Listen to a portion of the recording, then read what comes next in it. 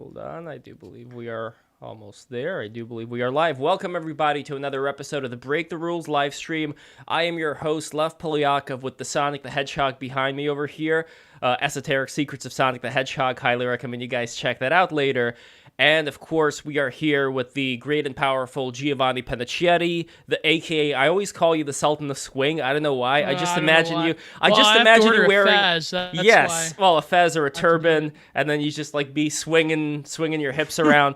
And we got to Allah. Yes, and we got the Prudentialist joining us in the house as well, and we got the guest of honor today, Slush at Slush TV _ on Twitter, and you also have the wonderful show Slush TV on YouTube, as well as co-host of the Gush podcast. And I've become a big fan of both. I've been looking through your videos, chronicling the history of various gamers, especially like in the Smash community.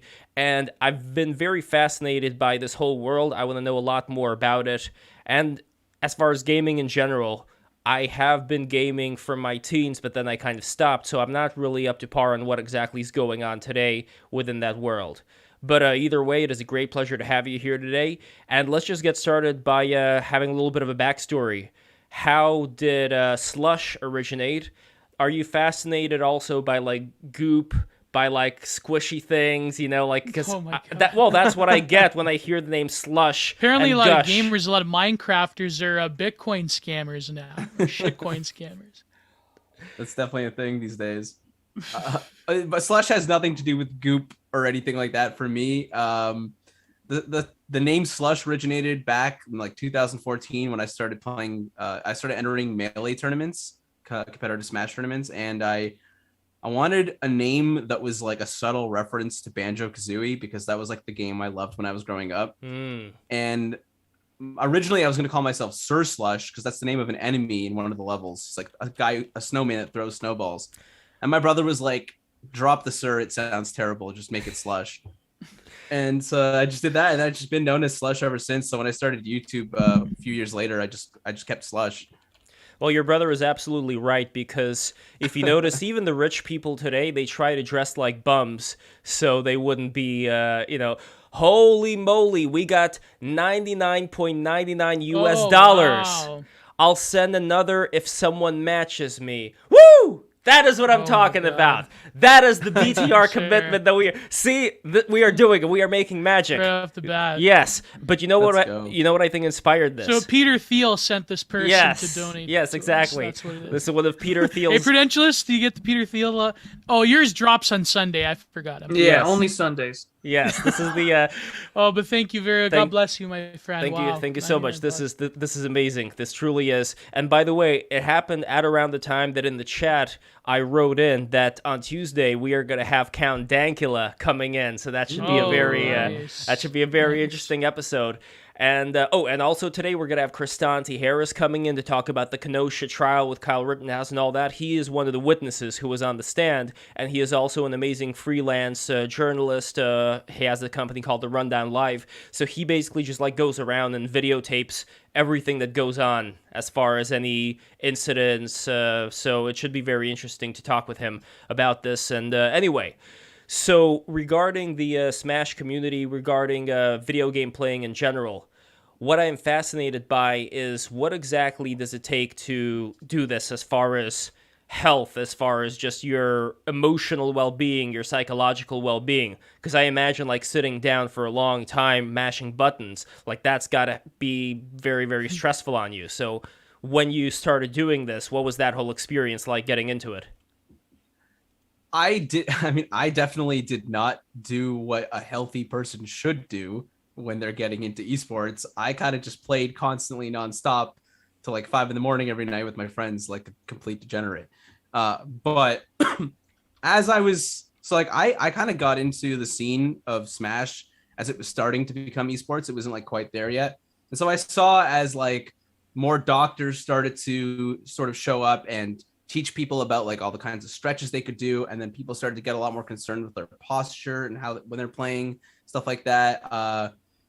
People started to theorizing like what's the optimal amount of play time when you're practicing, how often should you take breaks, how long should those breaks be.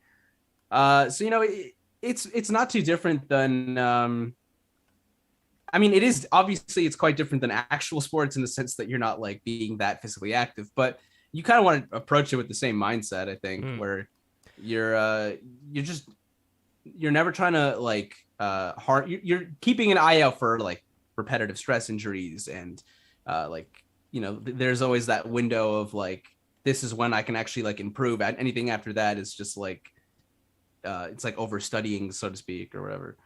So when you say that, would you say that like some of the people that you've highlighted on your show, that they have a natural talent, like for example, I don't know, Rekful, that Rekful just has this natural ability, and at a certain point, no matter how hard somebody else may train, they would never be able to really get to that level. Like it's almost as something that you're born with, you'd say, just like with, I don't know. I definitely think that there's like an aspect of natural talent, but I don't know if I don't know if I would say that you can't get to that level by working hard. Going back to Smash again, like a classic example is like there's Mango and Mewtwo King. This was like always like a famous example because of Mango. He's a natural. He's very talented. Everything came very quickly to him and easily. He doesn't know the theory crafting that much at all. And then you have Mewtwo King, who's like the exact opposite. He's kind of like a robot where he just grinded and theory crafted and like put in all this time for hours and hours and hours and knows every little detail about the game. And they were kind of like, definitely for a long time, they were rivals.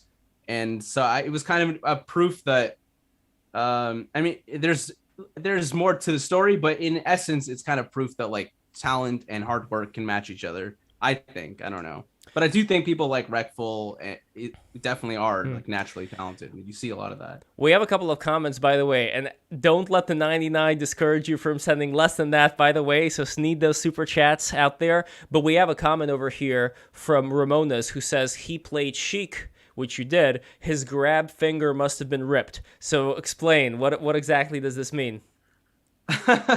Well, so kind of making fun of how Sheik is just like constant. Sheik always grabs people and chain grabs or like tech chases, which is like there's a lot of grabbing going on with Sheiks, and it's like it's almost kind of like lame in a way. Like Sheik is just like always looking for grabs, and then her grab combos are very annoying to deal with. So that's probably what they're saying, because like I like as a Sheik player I would have to grab a lot, and it's true. My if I ever had injuries, it was like my index finger for grabbing and my other index finger for wave dashing so much. Well, yeah, I mean, I can't discount the amount of pain that the oh my golly, Bandur 2 112 999 USD. Everyone list their top 3 favorite musical artists and brief why. Doesn't have to be right now. Don't let me interrupt the flow. Well, you did, but it's absolutely fine. Thank you so much. Good question. Yes, thank you so much. Man, I don't know, Slush, you're like our lucky rabbits for today. Peter I don't know Thiel's what's going really on. Out. Peter Thiel must like Super Smash Bros. That's yeah, I can't think of any other yeah, that's probably it. But with Super Smash Brothers, I tried playing one time. I sucked donkey dick. It was horrible. My one friend was addicted. He was a bit of a streamer. He was like addicted to it. But what exactly is it about? It's definitely addictive. But what is it about that particular gameplay? Because I don't know, just like as a side observer of what's going on. It is a nostalgic classic. Like I'm not a gamer by any stretch, but from what I recall, it is like a millennial, like nostalgic type of. Mm-hmm. But as far as the actual, it's up there with like Super Mario Sunshine or something like that. I don't know. But as far as the actual techniques that are employed there, it seems to me like it's very hard to get somebody off the map because they just have multiple jumps that they take to get back on it. Why is that? Like, why isn't it just like once you're off the map, you're gone? Like, why the multiple jumps to try and get back on for all the characters? I think that when Smash was originally designed, it was so like Sakurai, the guy who made it, like there's like this famous story of how he was at an arcade playing Street Fighter 2, and he was watching how like the people who were good at the game would just destroy anyone who was a casual.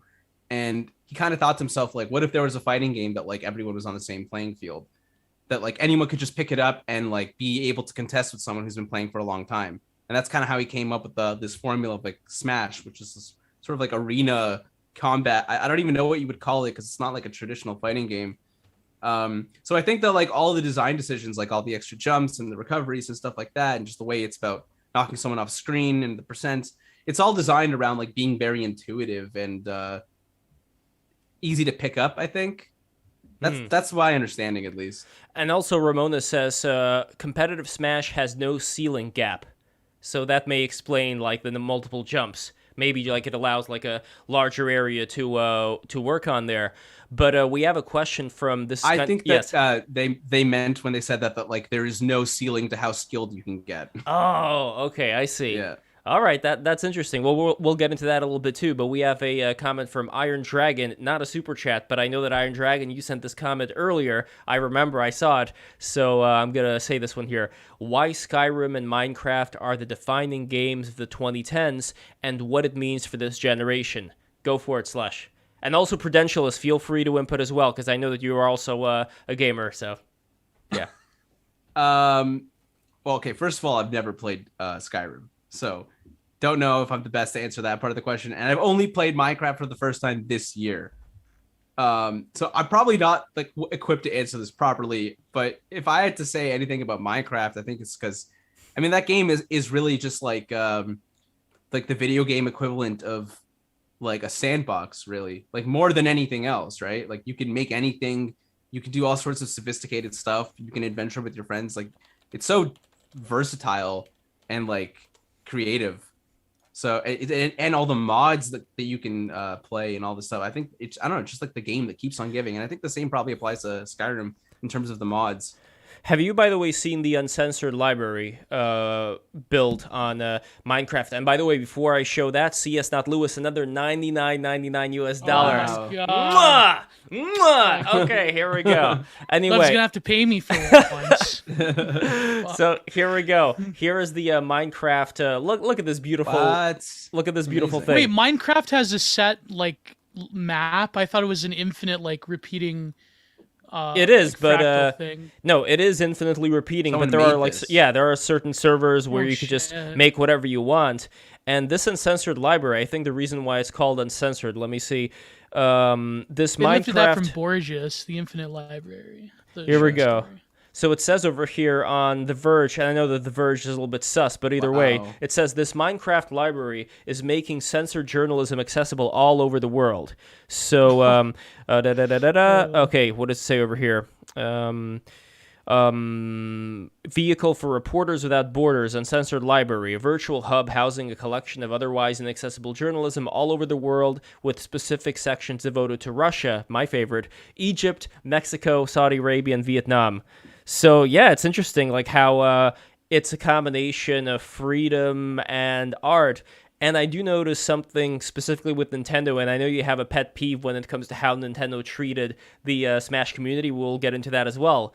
But what I do admire about Nintendo is that it seems to, and Sega too, I'd say, I mean, Sega's kind of like the oddball, kind of like the crazy uncle of the video game world now. But they seem to be not going with this very woke trajectory. And I know it's like a beaten horse term already, but you know what I mean. Like they still have certain standards. Yeah, I mean, they're very traditional Japanese in a lot of ways. If they kind of, Nintendo stays out of like socio-political stuff for the most part, it seems like. But in a way that makes them political, strangely enough, because at a certain point, it's like the guy who didn't do the Hitler salute. You remember that whole picture, like there everybody was doing the Hitler, and he did not. Guy? Yeah, that guy.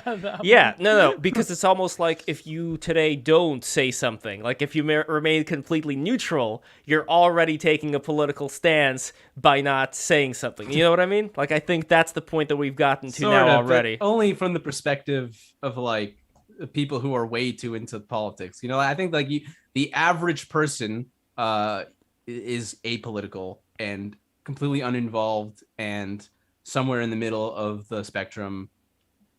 You know what I mean? Yes and no.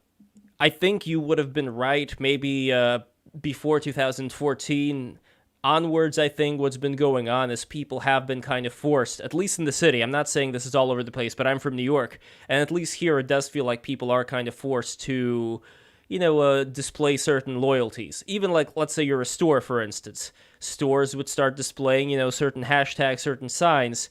And it doesn't mean that they don't believe in those things if they don't display them, but it's almost like, let's just make sure. Let's just make sure nobody's going to throw a brick through our window. It's kind of like how the Hebrews painted the door frames, with the blood. Yeah. Yeah. See, Philip Daniels has someone took that photo of the Egyptian painting the door with the blood, with the ram's blood, and above it said like he, him, or something like that. I don't know. Oh, yeah, but what were we talking about? How is that related to Smash, Lev?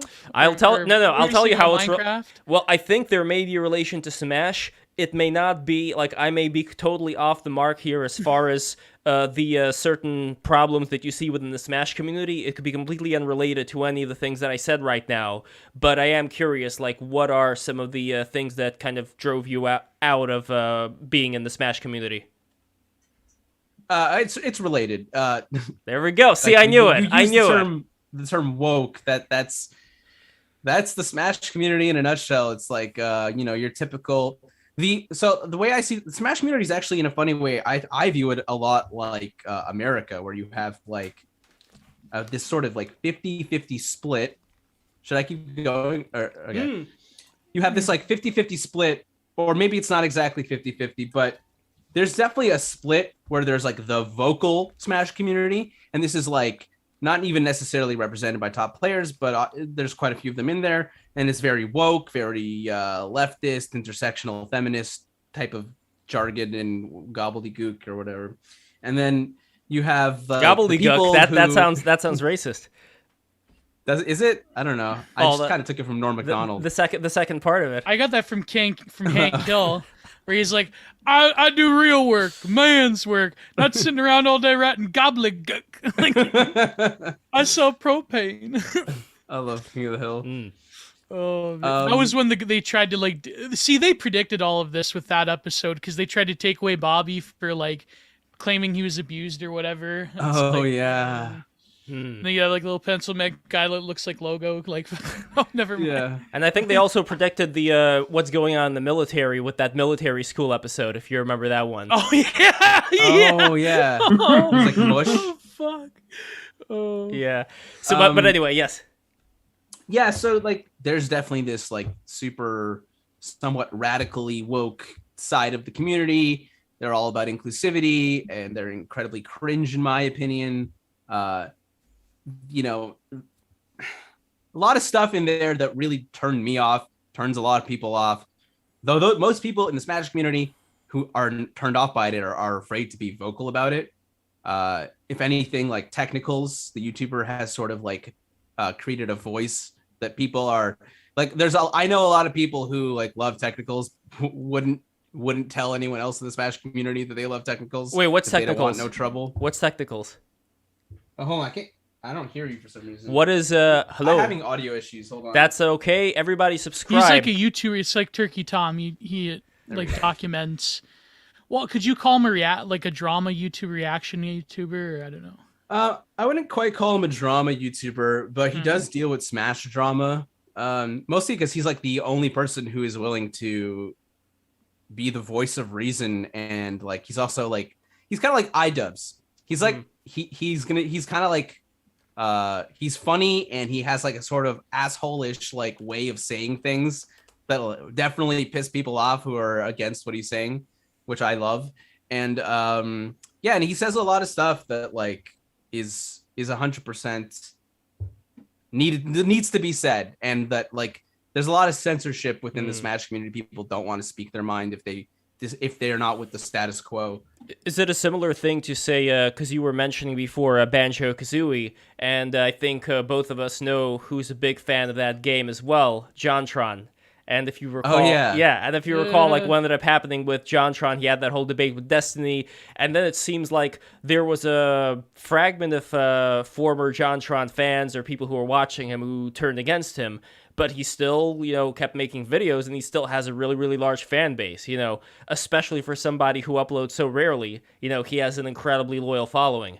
So it seems to work out in the end, but you do still have, I think, a very loud minority of people that are going to be extremely vocal and make it seem like it's bigger than it is. But what's the appeal? Like, I can understand, like, Minecraft has a certain, like, without insulting people, a certain, like, normie, like, kid audience, but, like, why does Smash seem to attract, like, the animation game dev, like, pronouns in the bio community, let's say? Like, do you have a theory of, like, why it's... I have a little bit of a theory. I don't really know if it's accurate or not, but my understanding is that, Nintendo kids. Oh, okay. Oh, say no more. Say no more. Yeah. Say no more. It's like Nintendo kids were like the uncool kids amongst gamers. So it's like the Smash community is and the speedrunning community, because that's also very Nintendo influenced, is very like is an extension of that, I think. Wait, so if the Nintendo kids were not cool, what does that make the Sega kids? And in particular, even Nintendo hates their own fan base, so it's cool. It's all right. The Sega kids are autistic. Oh, there we go. That explains everything. Look at Here you go, Lev. That's you right there, bro. Fucking Sonic. Hey, I'm a Sega kid too. Esoteric Sonic. Come on, bro. I don't know what level of Sega kid you were. I want to get into that as well. We have a super chat from Photosynthetic Z, $4.99 USD. In the total state, it is normal to be political, but usually only in one direction, perhaps to varying degrees. Yeah, I kind of see that. Well, they disguise it by like claiming that it's not political, saying that. Well, this is the natural conclusion of history. I want to get a word in from Prudentialist as well. So, what do you personally find in your gaming spheres? What exactly also do you like playing? Yes, I am. A lot of autistic 4X gaming, so a lot of strategy, resource management, but. Obviously that's. Well, of course, right? It just fits my niche of talking about the world. But no, that, and then a lot of first-person shooters and sort of action RPG stuff. So like the Iron Dragon question about Skyrim, I think it's been out now for 10 years, right? So everyone makes that comparison. Like, oh, this is the baseline set for future RPGs. And it kind of allows Bethesda to shoot itself in the foot when it makes a product and it doesn't necessarily work out. But I think that Lev had a point earlier where it sort of starts to change around 2014 for the wonderful GG reasons. But I think that I was this close. I was this close, by the way, to getting the New York Times journalist I know to go on the show today. Unfortunately, he was already in the airplane going across the world somewhere. No, we gotta have a dedicated stream with him. We gotta have him in some other Gamergate like OG. Oh, just book Carl. Yeah, well, Sargon, that would be good, but we'll get him against like Davis Serini or someone. Oh, fuck, no.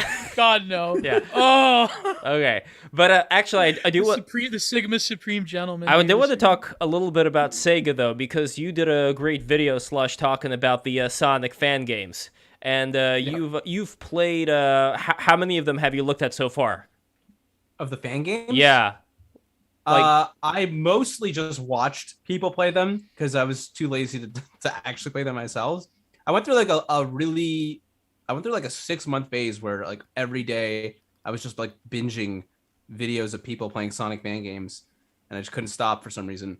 In the ones I played, I think I played Sonic before the sequel, Sonic Utopia, and also there was like a more recent one that was like adventure style gameplay with some boost in there as well. I can't remember what it was called, like Sonic GT or something, or I can't remember. It did well at last year's Sonic Fan Game Expo thingy. I forget what that's called. Well, either way, it was also mentioned the people who I don't remember the guy's name, but he made a Sonic fan game and then he went on to do Sonic Mania. So Sega seems to embrace that part of it. But it is also interesting. I'm not sure how much Sonic Team, as opposed to like Sega of America, were embracing something like Sonic Mania. Like, it still seems like there's a slight wall. I don't know if it's like a cultural wall, but there does seem to be like a slight barrier between the Japanese developers and whatever these fans are doing. And it seems very weird because the Japanese developers, like, for the people who have watched BTR before, me, you know how much I love Japanese culture, but it's still, like, it's not great. Like a lot of the games that the Japanese developers have come out recently, maybe because of the deadlines or whatever, but they're not great games. And then you have these fans who can do way better of a job, yet you're not really integrating them in to kind of like work with Sonic Team directly. I'm not sure exactly why that is. Maybe it's the same reason why Nintendo doesn't really have that same affinity towards its community, or I don't know. Yeah, I couldn't tell you.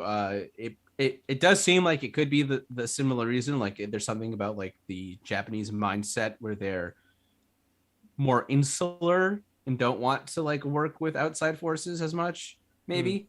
I'm not like that familiar with who is responsible for getting the guys who did the fan games to work on Sonic Mania.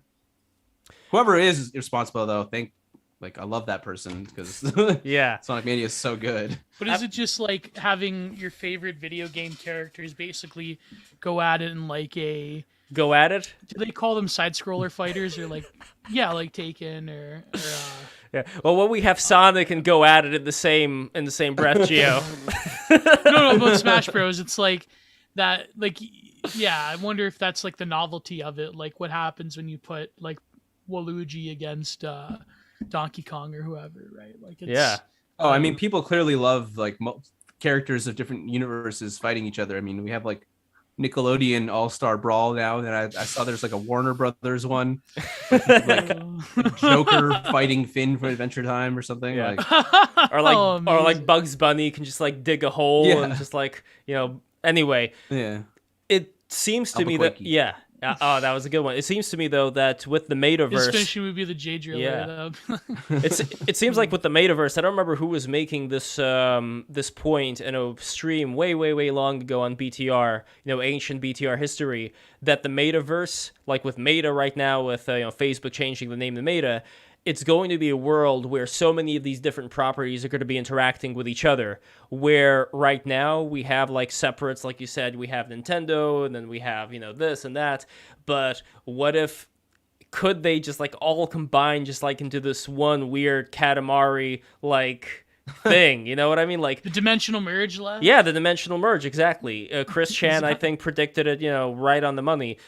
It doesn't make sense as far as there being competitive companies out there that want to protect their own brands and wouldn't want to cross those thresholds. But do you think that is kind of in the past? Do you expect that there would be a Smash game in the future which would be similar to, let's say, what Mugen does? For those who don't know about Mugen, it's like you can make your own fighting game. You could insert sprites of whatever characters you want. So it is kind of like that idea of Super Smash Brothers, but expanded to anything people want. And I imagine maybe in the future that could be done, but like on a more professional level. I don't know, or am I dreaming here and these companies are going to be super strict with their copyright?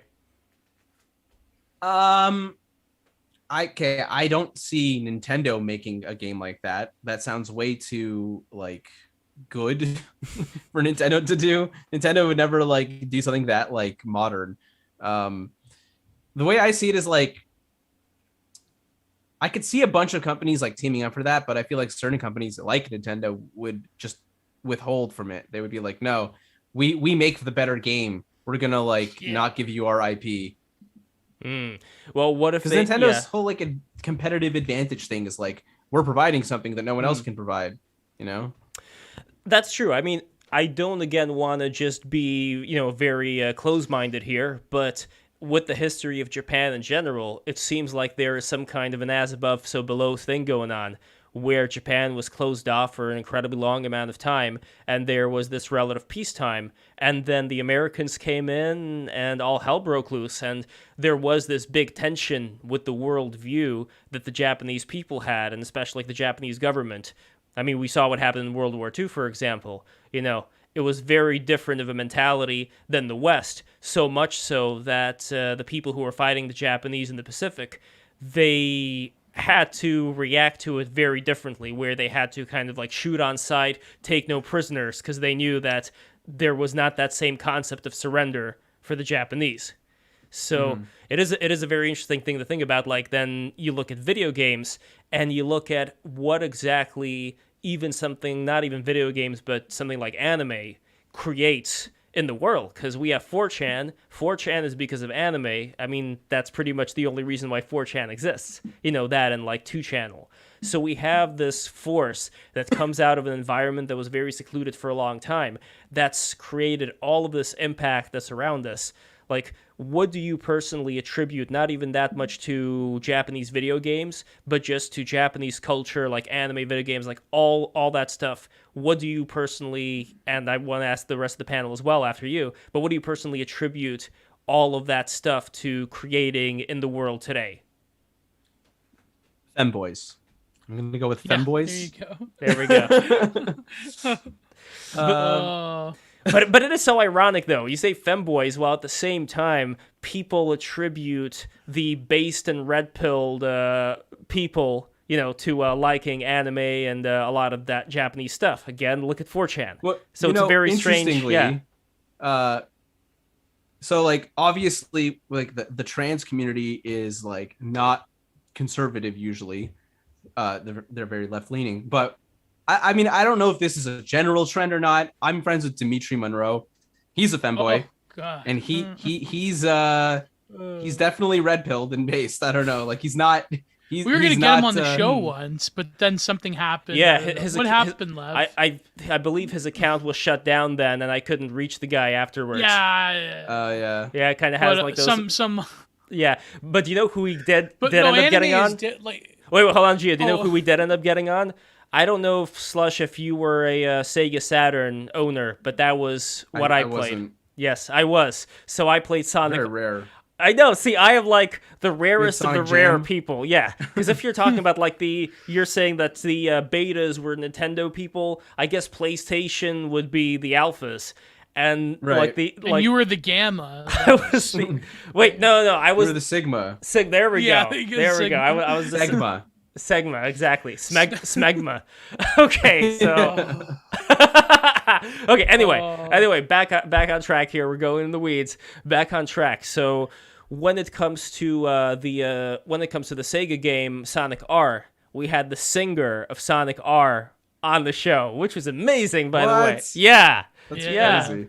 You know, this is okay. So since you're new to BTR, just so you understand what we do here, is our whole thing. Just like we're gonna have Kristan here, we bring people on who never would otherwise talk with each other. Not because they hate each other, but just because they're just like very different communities. So in that way, it's like you tend to learn new things that you otherwise don't know. Like, I'm very fascinated by the gamer community, but I also want the gamer community or people who are interested in that stuff to have a broader scope to inspire them to create something beyond whatever it is that they're used to.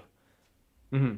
And I think, like Prudentialist, what would be the community that you'd say you are a part of when it comes to... I mean, I know you're talking about the strategy games and all that, but in general, what would you describe if you could put a name to your specific community? Because you're all about logistics and strategy and history and world events. Can you put a name on that, or is it kind of more ephemeral than that? Well, I mean, the category, right, would be anywhere from like 4X to real-time strategy would be the best ones. Like, I'm sure that there's a million memes out there of playing like Hearts of Iron 4 or any of the like any sort of like European kingdom game where it's basically just maps like Euro Universalis, so things like that. So I would say strategy or 4X in general would be the community. And do you think that there is a correlation between the kind of games that people play and the kind of personalities that they have? So we were mentioning Smash community. You, Slush, would not be considered to then be like the stereotypical Smash player, if there would be such a thing, based on like what you said, like is shared among a lot of people within that community. But in general, do you notice certain patterns within the games that you play and who you are? Much like the dog that you have, you notice like the owners look like their dogs. You know what I mean? Like, is there a similar thing going on with the games that people play?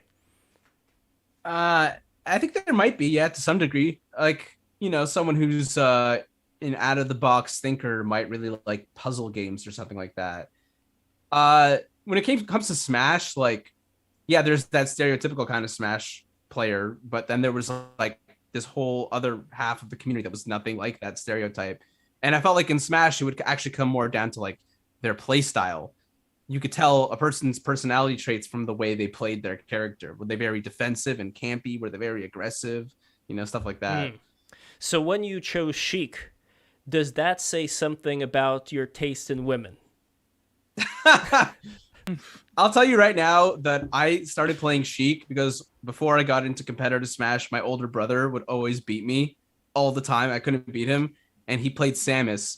And one day I Googled how to beat Samus in Super Smash Bros. Melee, and the answer said play Sheik. So I was like, okay, I'll play Sheik. And then when I started playing competitively, I had built up practice playing Sheik, so I just went with Sheik.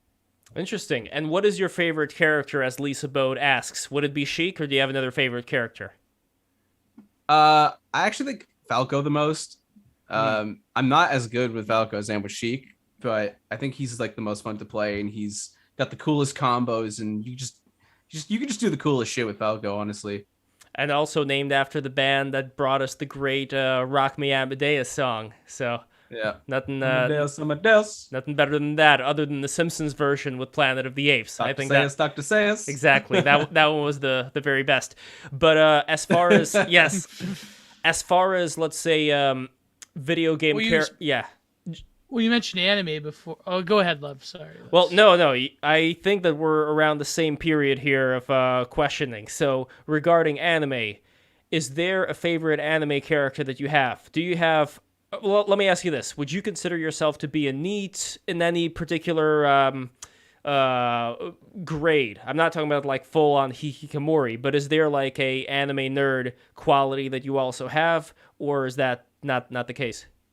Not really. I like anime, but I'm pretty like noobish in terms of like the animes I've seen. I've seen like just more of the mainstream stuff, maybe a few other ones here and there. Like I've never seen Evangelion, for example. I feel like that's like a pretty critical one to have not seen.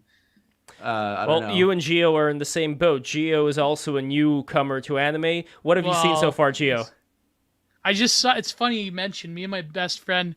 We just saw Redline together last night. That was pretty cool. That was a good movie. Yeah, great animation in that one. Yeah. And we have, actually, speaking of anime, we have a $5 Canadian super chat from Catgirl Milk, who is the owner of the Catgirl Milk and Yogurt Company. Wonderful new entrepreneurial spirit right over there. Breaking the barriers of what would be considered. It's pretty hard rounding up. I've helped him a few times. It's hard rounding up those cat girls. It's very hard. Yeah, it's like it's herding cats. That's pretty much what it is. It's herding cats. But he says, or they she scratch says, a lot. They bite you a lot. They do, and not in the good way either. Sometimes. So sometimes. Yes. So Catgirl Milk says, has playing Sheik affected your taste in women? Playing Smash has affected my taste in women. Explain. I know now that I will God. never date a girl who plays Smash. I'll never date a girl who uses Twitter.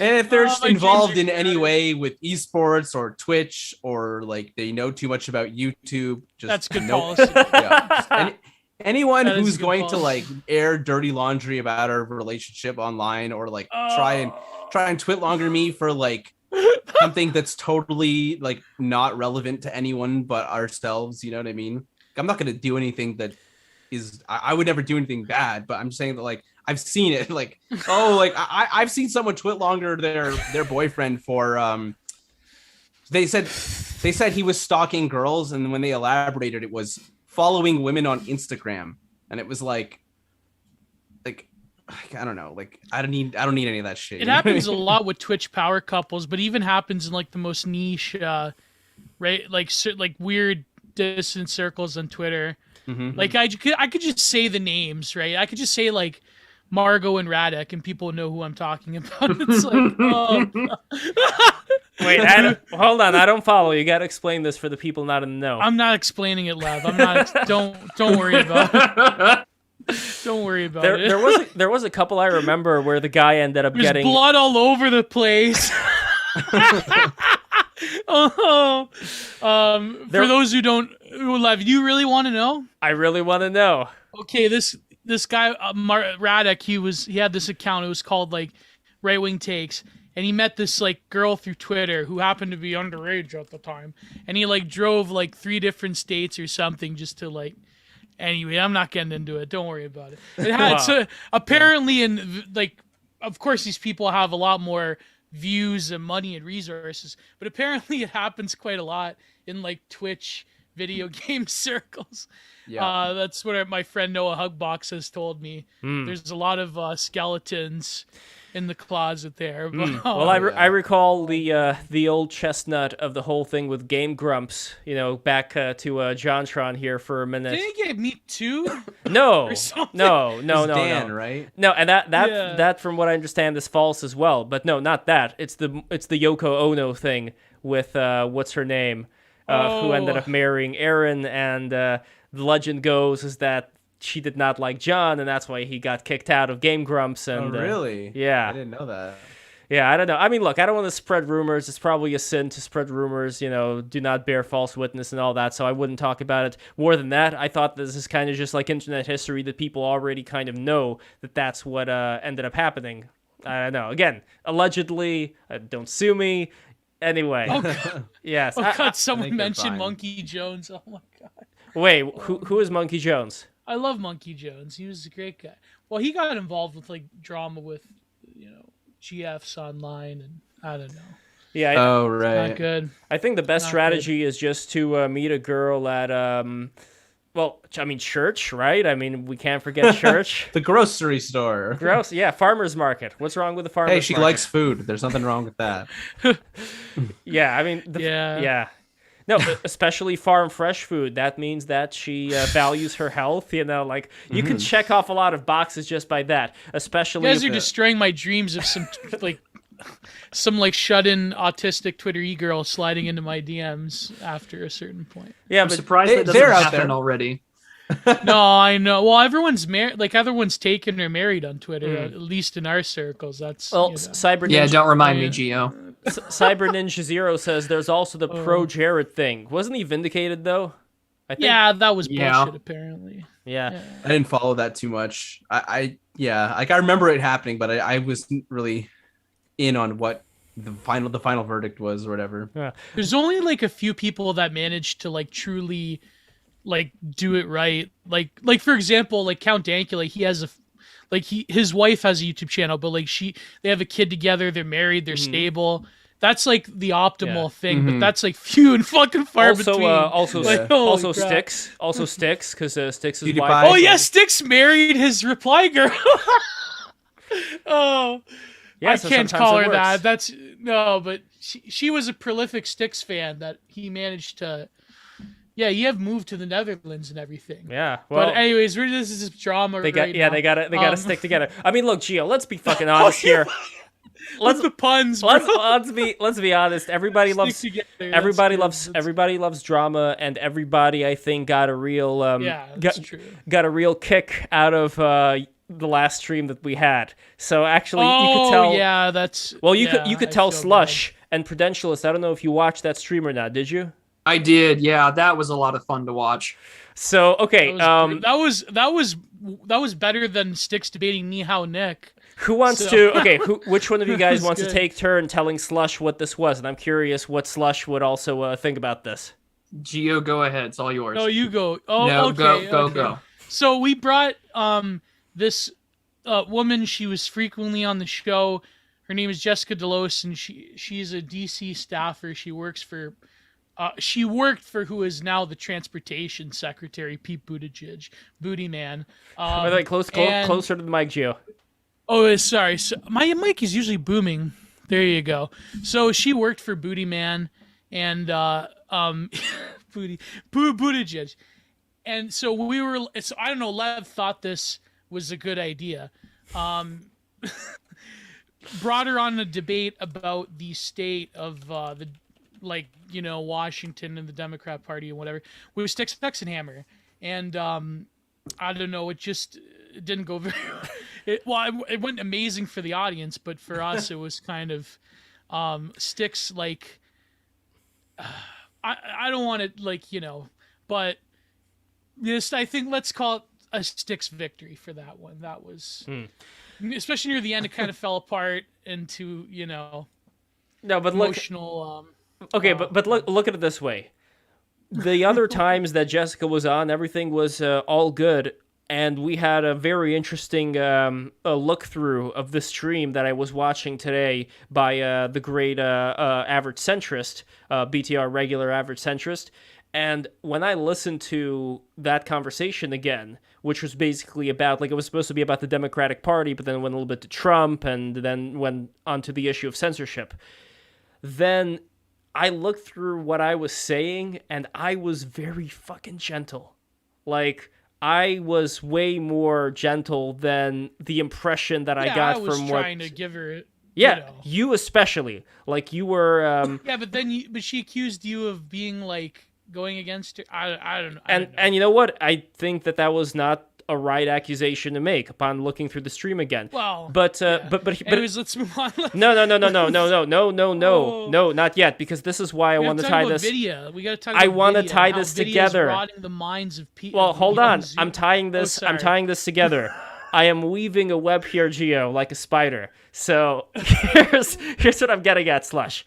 So what this showed to me, that video, and again, I appreciate her coming on, but what it showed to me is that there are people out there who are going to be in a particular frame of mind where, unfortunately, it's not going to be as easy to reach out to them and just even to explain, like, why it is that there is some disagreement going on, because they just may be looking at things from a completely different direction. And at that point, what I understand more and more is not that, well, there is no hope, there's just like these two sides and pick a side. And I know Cyber Ninja Zero thinks that's fine. What I'm getting from that, though, is that there are going to be people out there who are reasonable, like you said, who are actually going to be what I consider to be, I mean, I'm a classical liberal, make of that what you will. I consider there to be more people out there like me. They're not going to be as vocal about it, and there are also people who are within the professional setting today who are not going to be like that, who are going to toe a particular ideology, and it's going to be very difficult to grab them out of that ideology. So what I propose to kind of be done is to actually look at people who do go to things like video games and go to things that, let's say, are the least political, which is why the Smash community being the way that you said kind of surprised me. Because when I look at something like Nintendo, Mario, Bing, Bing, Wahoo, whatever the fuck you want to say, that aside, I still look at some kind of an escape from these ideologies. And my hope is that the people who are within those circles, that they could still play games, but then they could kind of ascend beyond that and, I don't know, just start reading more books, I don't know, just start doing something there to elevate themselves and be ready for the dark winter that's probably going to come, because it, like with the economy and all that, it's probably going to get really tough.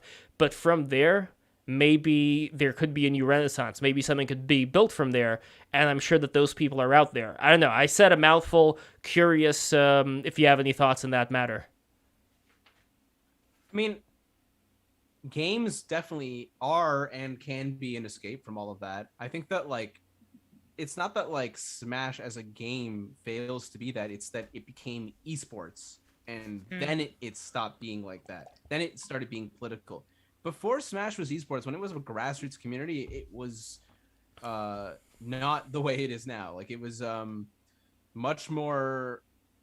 People were saying offensive stuff. People were acting crazy, Of course, it was a smaller community, and it was just a bunch of guys, really. That's why, but it was when it became esports that it became like that, and it's because esports is, like, corporate. So I think that when things get corporate, that's when you start to see, like, so there's an ideology that's pushed among corporations because it makes them more money. Yeah. And it, they're doing what they think the people want them to do, and it's just sort of this, like, vicious cycle. And Cat Girl Milk, $5, says, get the gamers on audiobooks. I'm a fan of audiobooks. Actually, my hierarchy, just so you know, like my personal hierarchy of what it takes to level up one's consciousness would be like whatever forces your mind to work more, I elevate up there. Video games is kind of a weird one for me because on one hand, you are using your imagination to solve various problems. So it's not as like you're passive watching the TV. But then again, if you're watching, I don't know, Taxi Driver or like Salmon Samurai or whatever, you're going to get way more out of that even though you're passive. But then there are still things like, let's say, radio, where now you can visualize things in your head as opposed to having them being visualized for you. Again, for better or worse. True crime podcast Asmer, Lev. That's exactly. Women are listening to now. But then, you have wait 1 second though. You have books, and I think the reason why books are better than audiobooks is because now you have both visual and audio. Available to be utilized, where when you're you have to use the power of your inner cortex to really it's a different sensory experience, because audiobooks to me are just like podcasts almost. I mean, I'm more of an audio person myself, but I have to force myself to really. But someone said a web aristocrat. That's a good name. It's what scroll up, Lev, a little bit. Okay, here we go. There you go. No, that's too far. Too far. Those types of people are usually the escapist types who hate reality. Oh, I thought you meant the magazine escapist or the website, whatever, like Movie Bob. But no, I think Nintendo, I think brings a certain aesthetic, in my opinion, that lends to sort of fantasy imagination. And certain types of like people who are more predisposed to certain political ideas, I think maybe will fall in line. But I mean, you mentioned before about Japan. Like Japan is interesting because like someone said the game devs are more based or whatever, which is true.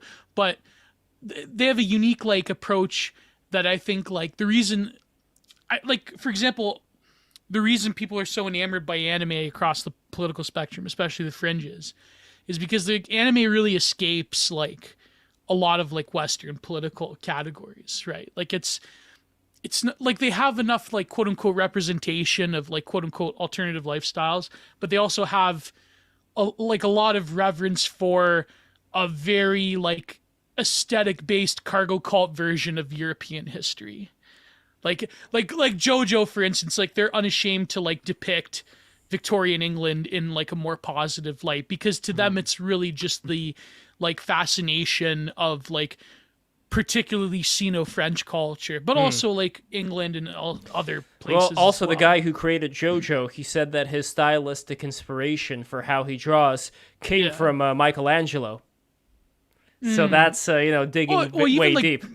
Yeah, even Berserk, like I couldn't say Berserk because Berserk is a very unique example because what's the guy who created Kantaro Nara?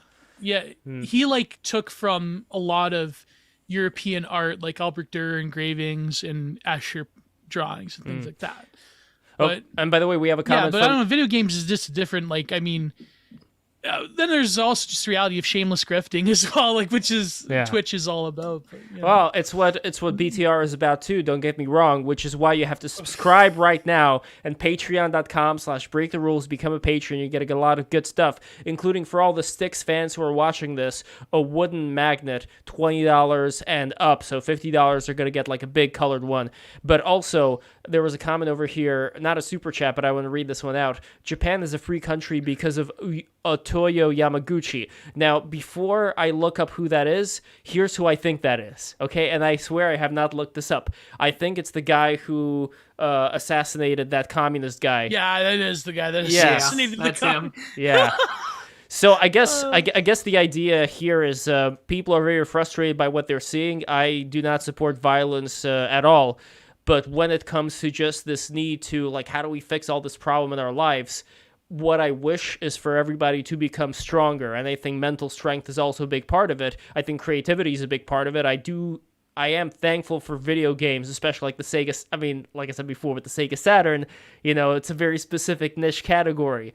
But I still listen to a lot of the songs from the video games like Clockwork Knight, for instance. Because for me, when I listen to the theme song of Clockwork Knight, it's like I'm going back in time to a I'm not even going to say the name of it because of the algorithm, but that thing that happened on a certain September, you know what I'm talking about? So I go before that, and it seems much more full of hope. And it seems like after that period, if you don't mind me asking, Slush, how old are you? I'm 30 years old. There we go. So we're around like the same time. So we experience similar things probably. So maybe you know the kind of feeling that I'm talking about then. Like after that, it's like a dark cloud has descended. And even if things were, a little bit better afterwards and they were still fun, there was still like this, I don't know how to describe it, just like this darkness. And I'm sure that people who lived like before and after also know what exactly I'm talking about here. Mm-hmm. But it also seems like various things from that, graphic-wise, it wasn't the best time. But they did make the 3D graphics in Clockwork Knight, for example, I think what they could very impressively. But there was this colorfulness and this life about that. I don't know why I'm singling that game out. I'd say that one and Nights into Dreams is another one for me. Very beautiful game. But there's something about the way that they did it. It's almost like I want to do something in the world to recapture that same energy and to annihilate the energy that's, I think, still in place, maybe even more in place than it was initially. That's kind of been festering that people kind of feel in the back of their mind. So I don't know if you ever had thoughts like that or not, or. I mean, I admittedly haven't spent too much time thinking about it, but I do know what you're talking about, and I do think it's definitely very much a thing. Yeah, but I'm a little short for comment, unfortunately. No problem at all. I think, but like with Lev, I think what you're getting at is like the general. And, like, video games, I think, plays heavily into this. Of course, like, I wasn't much of a gamer growing up. I was more into other things, like, wrestling and all that. But, like, I think maybe the millennial mind in particular has this, like, nostalgia complex that is so powerful because we were in this, like, weird transitory period between, like, the world being dominated by, like, internet, digital hyperreality, and, like the Zoomers being born into it, whereas, like, now... Like, we still remember a time where I think, like, you had to, like, physically go... I know this sounds so stupid, but, like, you have to, like, physically go down to the Blockbuster and, like, rent video games with your friends. It's, like, I don't know. The world before Steam is, like, a different reality tunnel, right? Mm-hmm. And I think maybe that's why, like... I don't know. Something really did happen around Gamergate, I think. Like, where... Like this medium that so many people grew up with and have like a soft spot for now, it's like descend into another like culture war battleground. Like, I don't know, Prudentialist, you may have some thoughts on that. Well, no, I was going to say with Lev, I think that he has a really good point because there's sort of that before and after around a certain date in September. And what I think is so interesting about it is because I think everyone has that before and after memory here. Is that there's that meme that goes around where it's like, oh boy, I can't wait to grow up in this decade of like economic prosperity and optimism. And he's standing right behind in New York. But there's some of that there because I think that there's a general sense of malaise that came over. And I think as video games developed, a lot of it became more of this gritty, realistic turn because the times had changed. And I think partially that's what makes the colorful imagery of Nintendo so timeless because you can pick up and emulate or even have if you have a Nintendo 64 and you can play Mario 64 and just get lost because it's just this beautiful colorful world. You know exactly what you're getting into.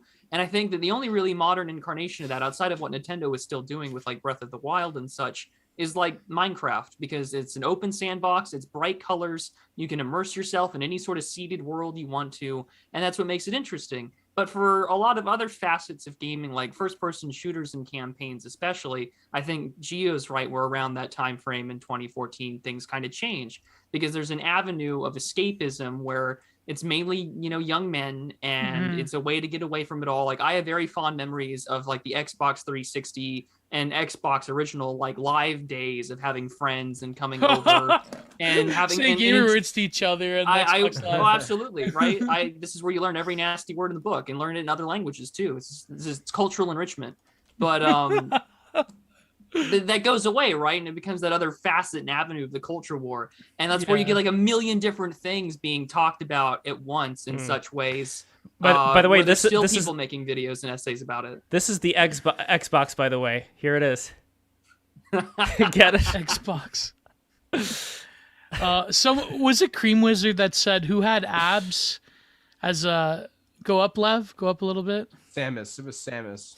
Samus, yeah. Oh, that was from the stream before. We were talking about that academic agent point about the Zoomers wanting to lick tomboy abs.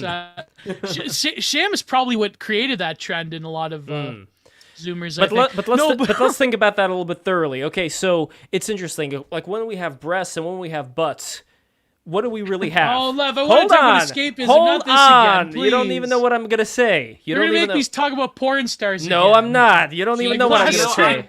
Lev, go on. I'm interested. Okay. What we have is we have two circles that like meet together. That's what we have, right? And when you think about abs, they're like almost circles, but they're kind of square, but they also meet together. What do you think it is about? Yes. What do you think it is about circles specifically meeting together that's attractive? Like, why is that considered to be? It's a meta shape, Lev. It's very archetypal because there's been like the sort of heliosphere circle of like the medieval firmament, for instance, and like that Bosch painting. That was like the medieval Christian worldview is very much like the sphere, and outside of the sphere is like the divine. So like the sphere is everywhere. It's in every culture. It's the mandala. It's everywhere.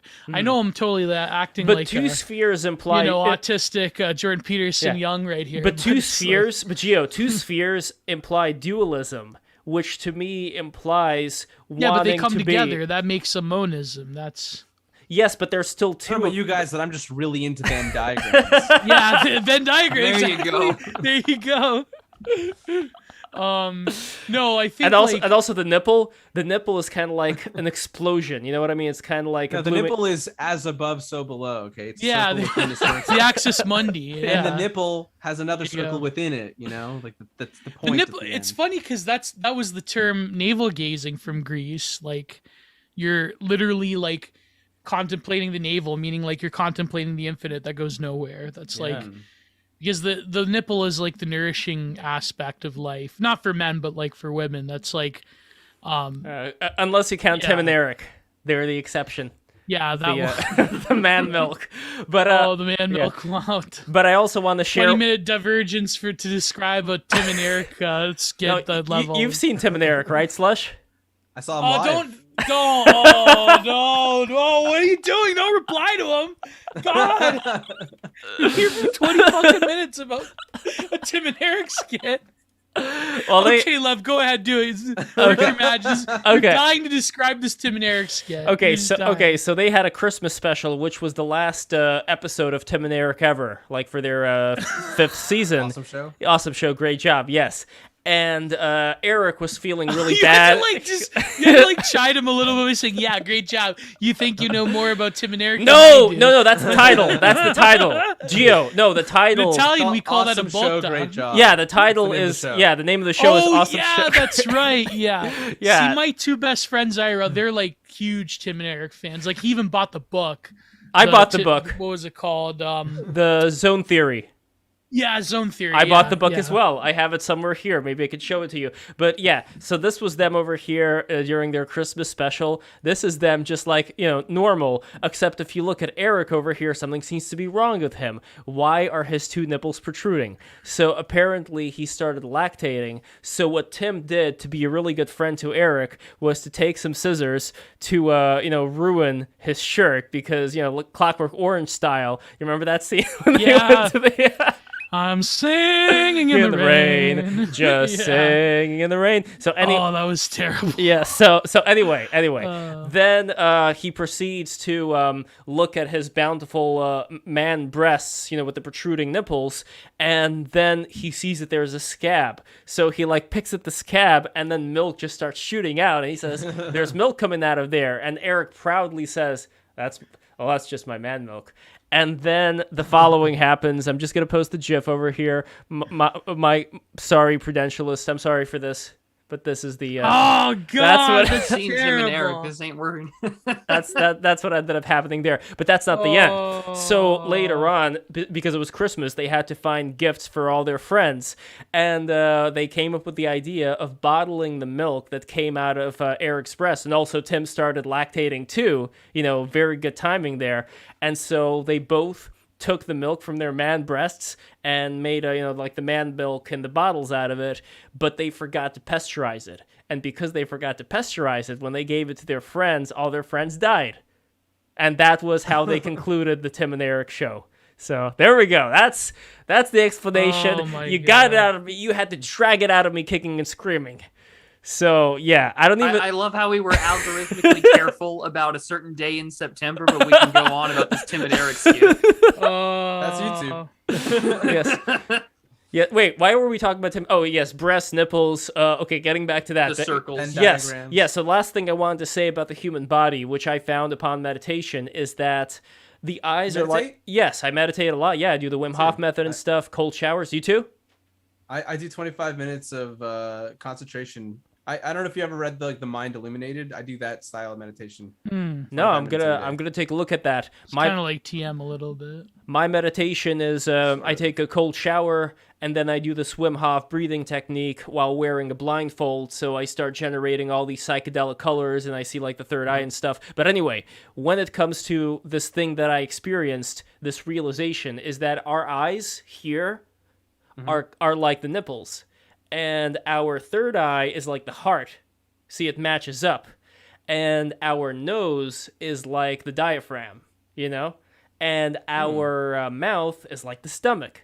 So our head is like a fractal, more complicated version of the body. So there we go. That's some deep knowledge dropped here on BTR. BreakTheRules.tv. Be sure to subscribe. So anyway, let's get back to video games. Oh, I see I have a message from Kristan here. Just home, be there in 5. Yes, so Kristan H Harris is going to be joining us shortly. But before that, there's a couple of things I wanted to ask you about the video game world, specifically chairs. I notice all the gamers sit in the gamer chairs, but I was reading reports about those chairs basically saying that they create an environment that's purely for looks, where they want it to look like a race car seat, but it's stupid because it's like just there's no reason to have your body be in this kind of constricting, kind of like enclosure. That is something they do for race cars, so you don't fall out or whatever, you don't crash badly. But for gaming chairs, like, what is the reason for that? And can you? It's totally an aesthetic thing. It's a terrible idea. I just recently bought a chair, and I remember like people recommending me, get this DX Racer, blah blah. I'm like, no, like this, I would never get that chair. I want to actually have a comfortable ergonomic chair. So like, I think gamer chairs are just an absolute waste of money, and no one should ever buy them.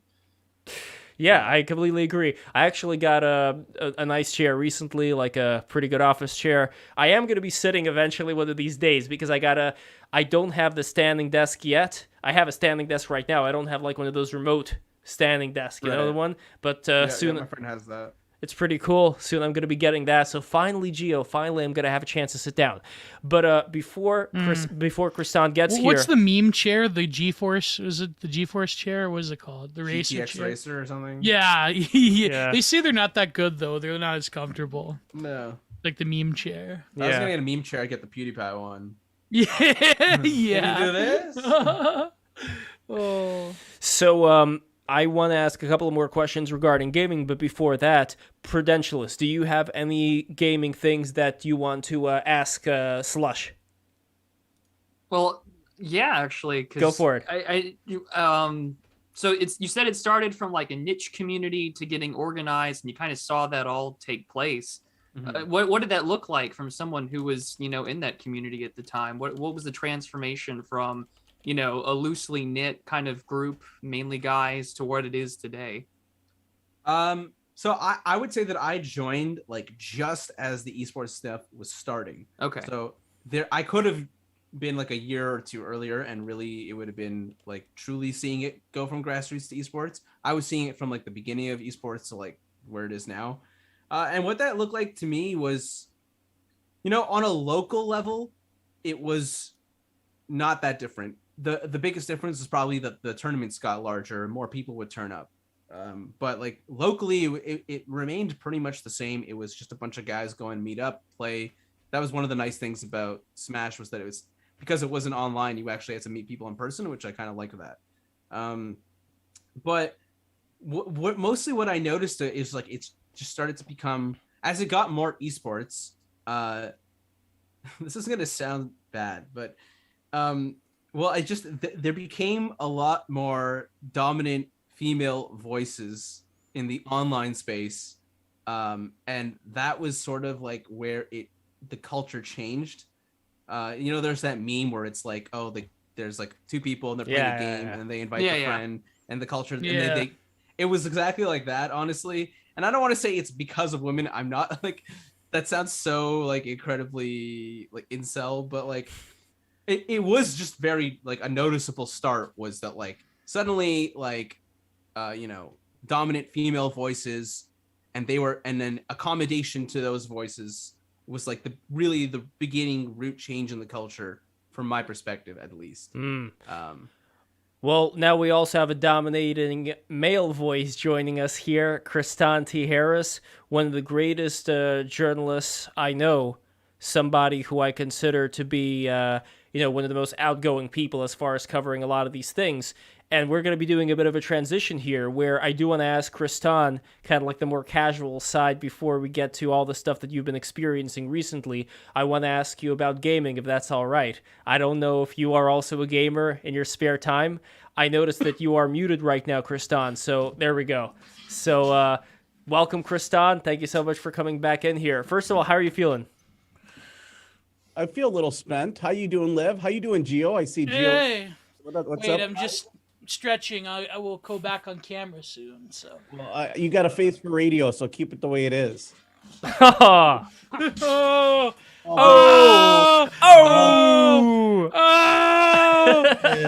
What's up, Gio? If I was certain other co-hosts, I'd be fucking fuming right now. Be like, what the fuck you talking about? Sorry, I'm not going to subtweet anyone. I'm sorry. Yeah. And we also got, so Kristan, I don't know if you know the Prudentialist and Slush. I've heard of neither. Obviously, I've been really busy last 2 weeks. But as far as video games go, there's a handful that I play. I'm really addicted to Rocket League. I have been for like 7 years.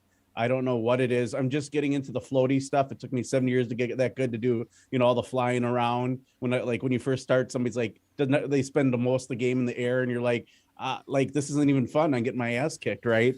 And, I'm starting to get there. Civilization, I'm a big Civ 6 fan. I'm old, so I played the original Civilization. That's Civ 1 by Sidmir. And I'm a big fan of the Romance of Three Kingdoms, or anything by Koei Nobunaga's Ambition World Conquest games. And lastly, but not least, Elder Scrolls, and what's the new one that Amazon has put out? I've been playing... I forgot what it's called. I don't even know the name of it. New World or something like that. Whatever new game is that was really hot, and I just didn't want to wait an hour to play, so I gave up on trying to play it. Real World or whatever. I forgot what it's called. I'd have to look it up. I'm pulling up my Steam now.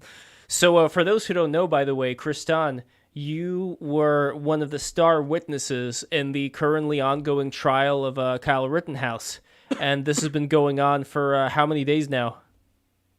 I don't know, man. We're on day 10, I think. This is tomorrow. Well, tomorrow they're taking off. They're taking a 3-day weekend. Monday they're planning on making closing statements, and then Tuesday's the day that we've all been waiting for on what the verdict will be. Will it be a hung jury? Will it be a exoneration of murder and just charges with having a weapon illegally? I'm not quite sure how the jury is going to rate it, but that's why we're there. The one thing I can tell you as a person who was on the ground, nobody made good decisions in Kenosha when I was there, when I filmed, not the law enforcement, not the protesters, not the armed citizens. So I'm not really endorsing anyone's behavior, but what we are there to find out is, did somebody break the law, even though, or not? Was it self-defense? That's what we're there to find out. It doesn't mean that you have to agree with the decisions that anyone made.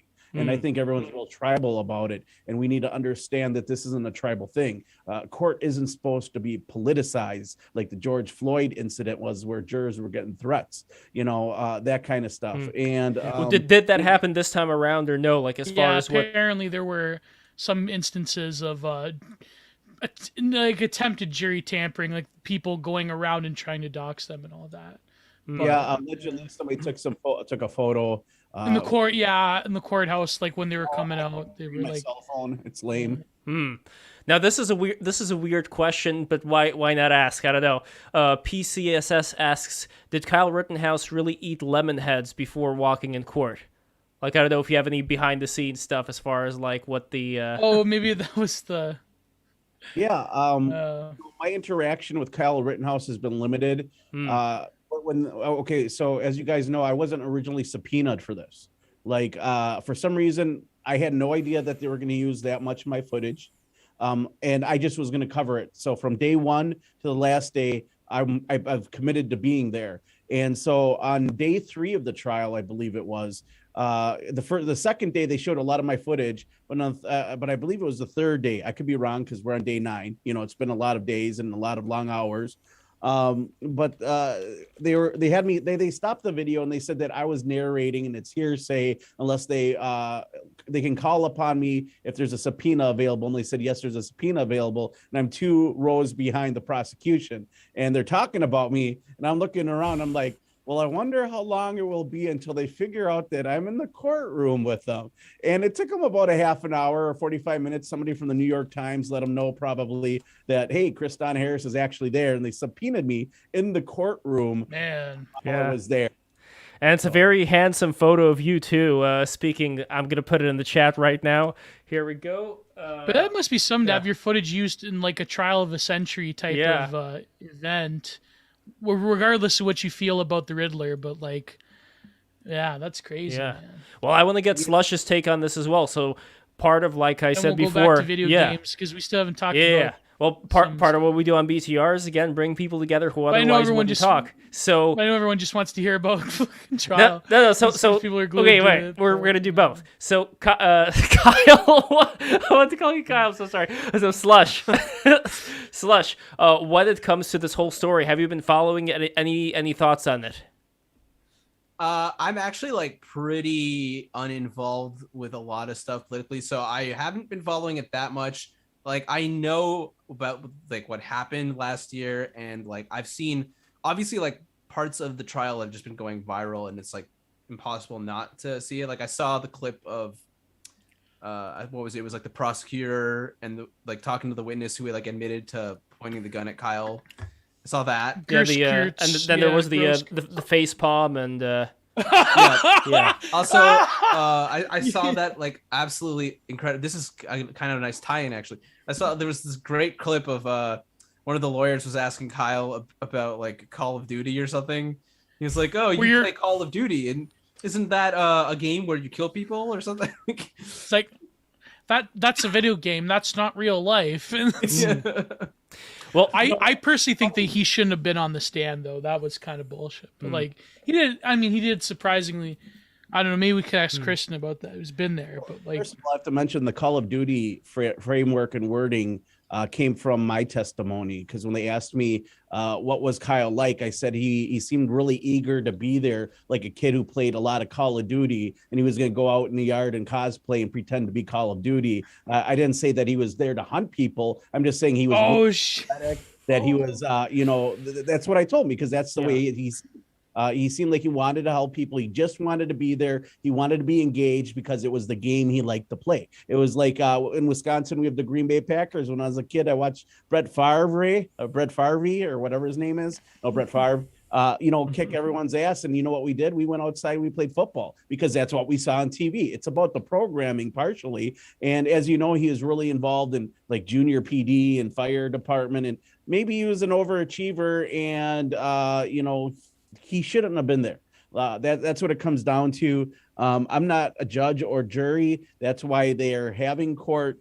But I really don't see the assistant district attorney having enough evidence to get him any murder charges. If they did, the district attorney would be handling it. There's a reason why the district attorney isn't handling it. It's probably election year, and if he doesn't, not good. And the ADA, if they win it, the assistant district attorney wins it, he can take credit for that. They lose, no sweat off his back. I'm telling you that a DA would normally handle such a controversial case, and as we can see, it's been just a mess. Yeah, a lot of memes with the characters inside of that, like that chart with like lawful good and so on and so forth. Grambo is my favorite. Oh yeah, Grambo is amazing. I'm surprised they've actually gotten a judge who is like somewhat based in like.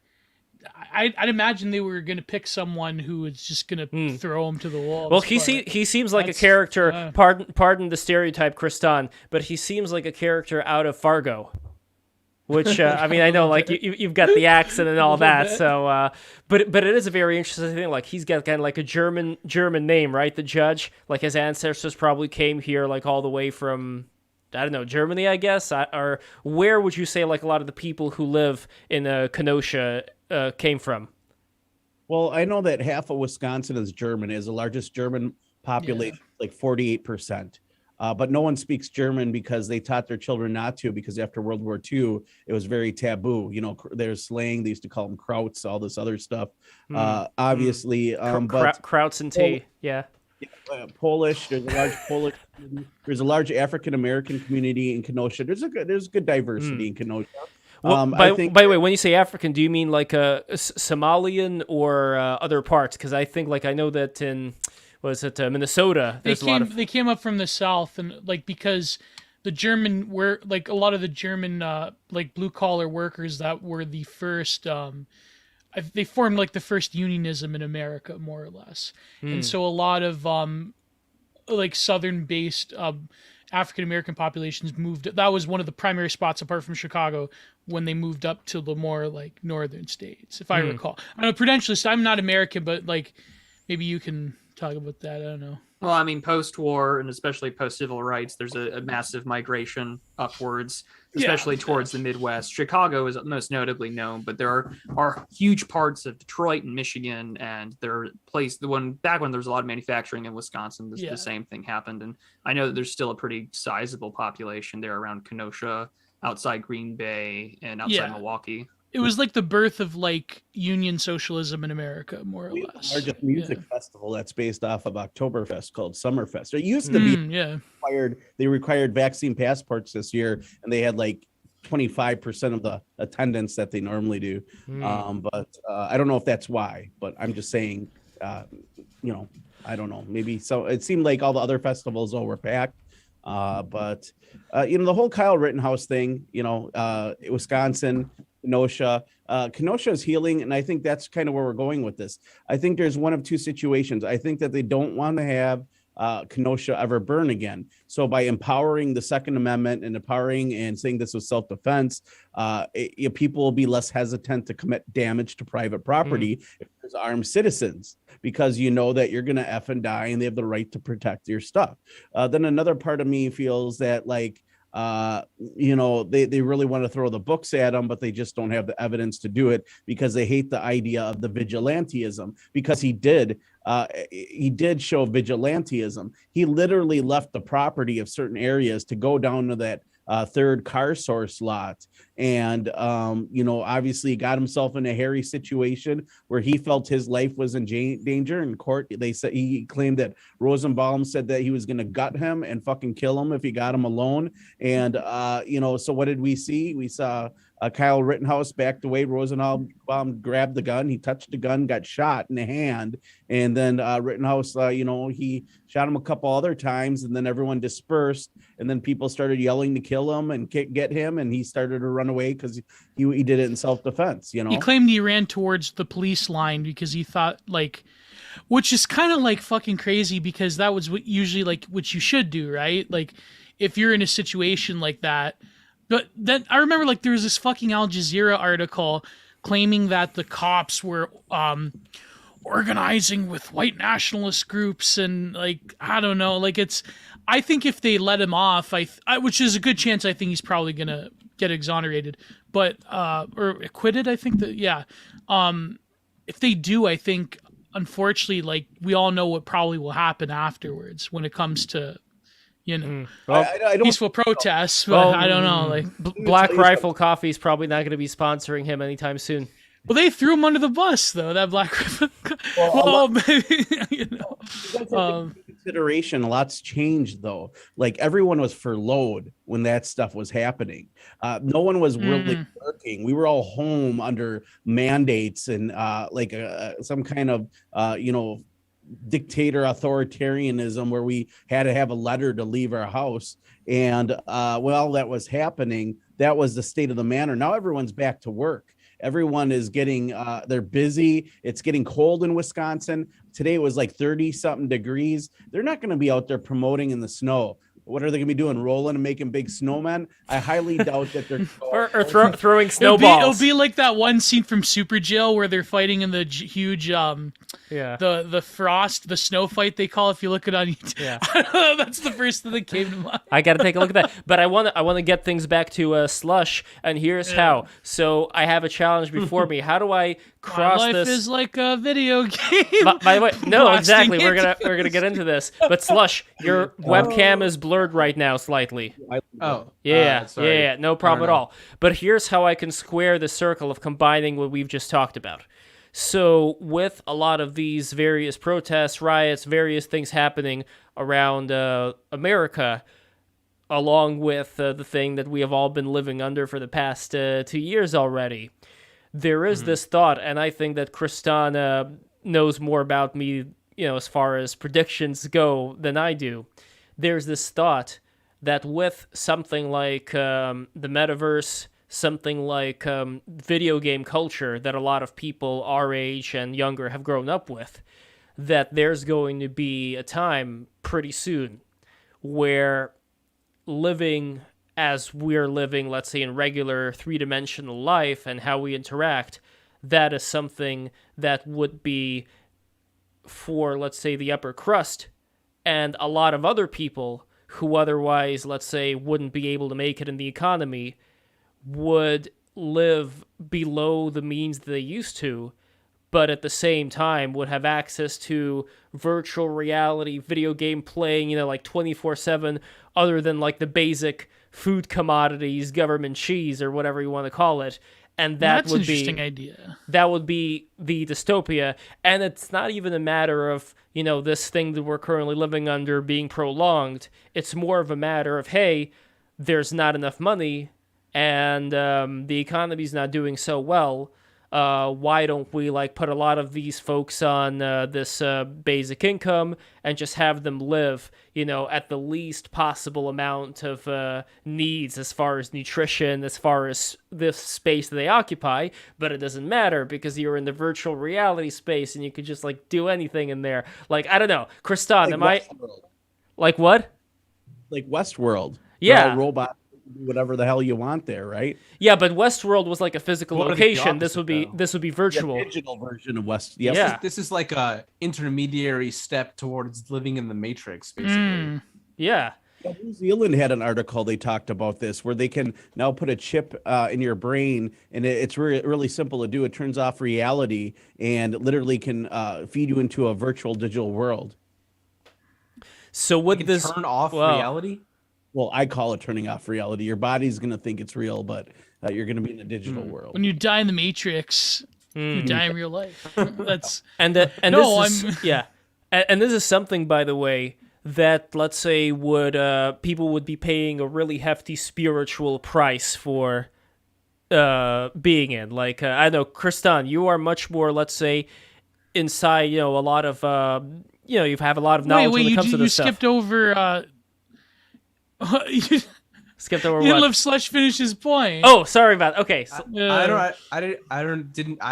I had nothing there. Yeah, okay, all right. No, I want to get the Slush as well, your take, but I know that Kristan, you've studied a lot of these plans that people have, and it doesn't mean that those plans will necessarily be fulfilled. But is there anything inside of those plans that would, let's say, coincide with basically having a lot of people just occupy their time with these various bread and circuses in the virtual landscape, while let's say then there will be less need to house. Less need for space being occupied by people, for having people have more property. Like, is that kind of the direction that some people write about they want to go on, or not really? Or is it kind of like a mix of different things? Klaus Schwab says you won't own any property in the future. The reason why NFTs are so big is because people are planning that in the virtual world that they'll have digital property. And that's why they're buying their virtual houses. When you look at this, I dropped an article in the chat, and it's literally what we're talking about. Valve Brain computer interface allows you to immerse fully into video games. And Samsung is really building an exact duplicate of our real world in the digital world. So imagine being in a digital world that's identical to our real world, where you can do anything, commit anything, and they can run simulations or whatever. You can do all your training digitally and then unplug. And pretty soon you won't even need a brain chip interface. They're talking about headbands and or nanoparticles, nanodust. Wasn't it Ray Kurzweil that said within 10 years we're all going to have nanobots partying in our brain at some nightclub in the back of the third eye there? So that's basically where we're going. And it's weird and bizarre, but that's what they believe. We won't own properties because cities will be corporatized. We'll have Toyota Town with their own police, and you'll live there and you'll get discounts on your home and rent if you work for Toyota. You won't own anything in the future. That's what they mean. It's going to be like a corporate social credit score, smart grids and smart cities where artificial intelligence runs everything in the grid. Slush, would you go for that? Do you know people who would go for that? What is your take on all this stuff? What do you think? Of course, I would not go for that, and I don't think most people would. I mean, not living in the real world, I can't even fathom how like that could be done without it being like so detrimental to one's health overall. I mean, a lot of thoughts come up. Like,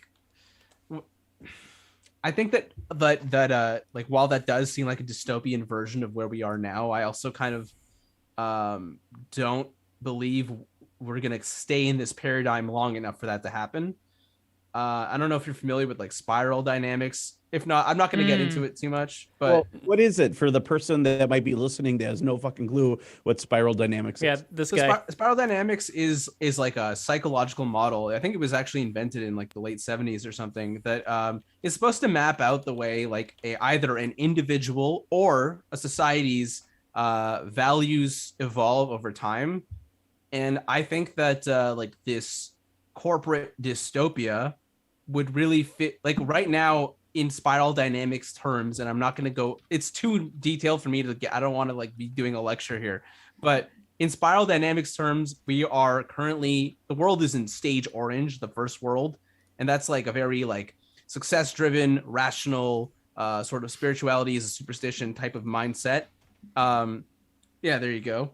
And, we're sort of in a transitionary period from stage orange to stage green. Green would be your typical progressives. Not to say that the progressives are a healthy manifestation of stage green, but stage green, your empathy bubble really expands to like all living things. It's in like inequity, solving inequity becomes like a major focus of that sort of value paradigm in stage green. And so we're sort of like in this period where in the first world, we're kind of in between orange going to green. There's a lot of pullback from both sides and stuff like that.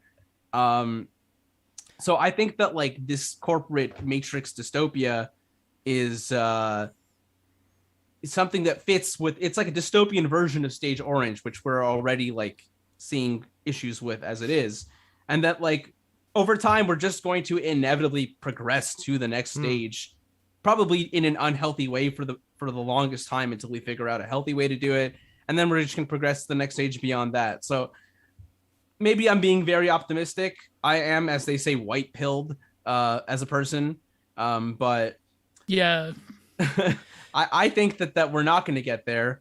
Though I do want to just throw it in there. This is unrelated. But, if we do successfully make like a mimic of reality digitally, then like, doesn't that mean that we're probably in the Matrix right now? Because if we can create reality, a fake reality, then we probably already did, and this is that.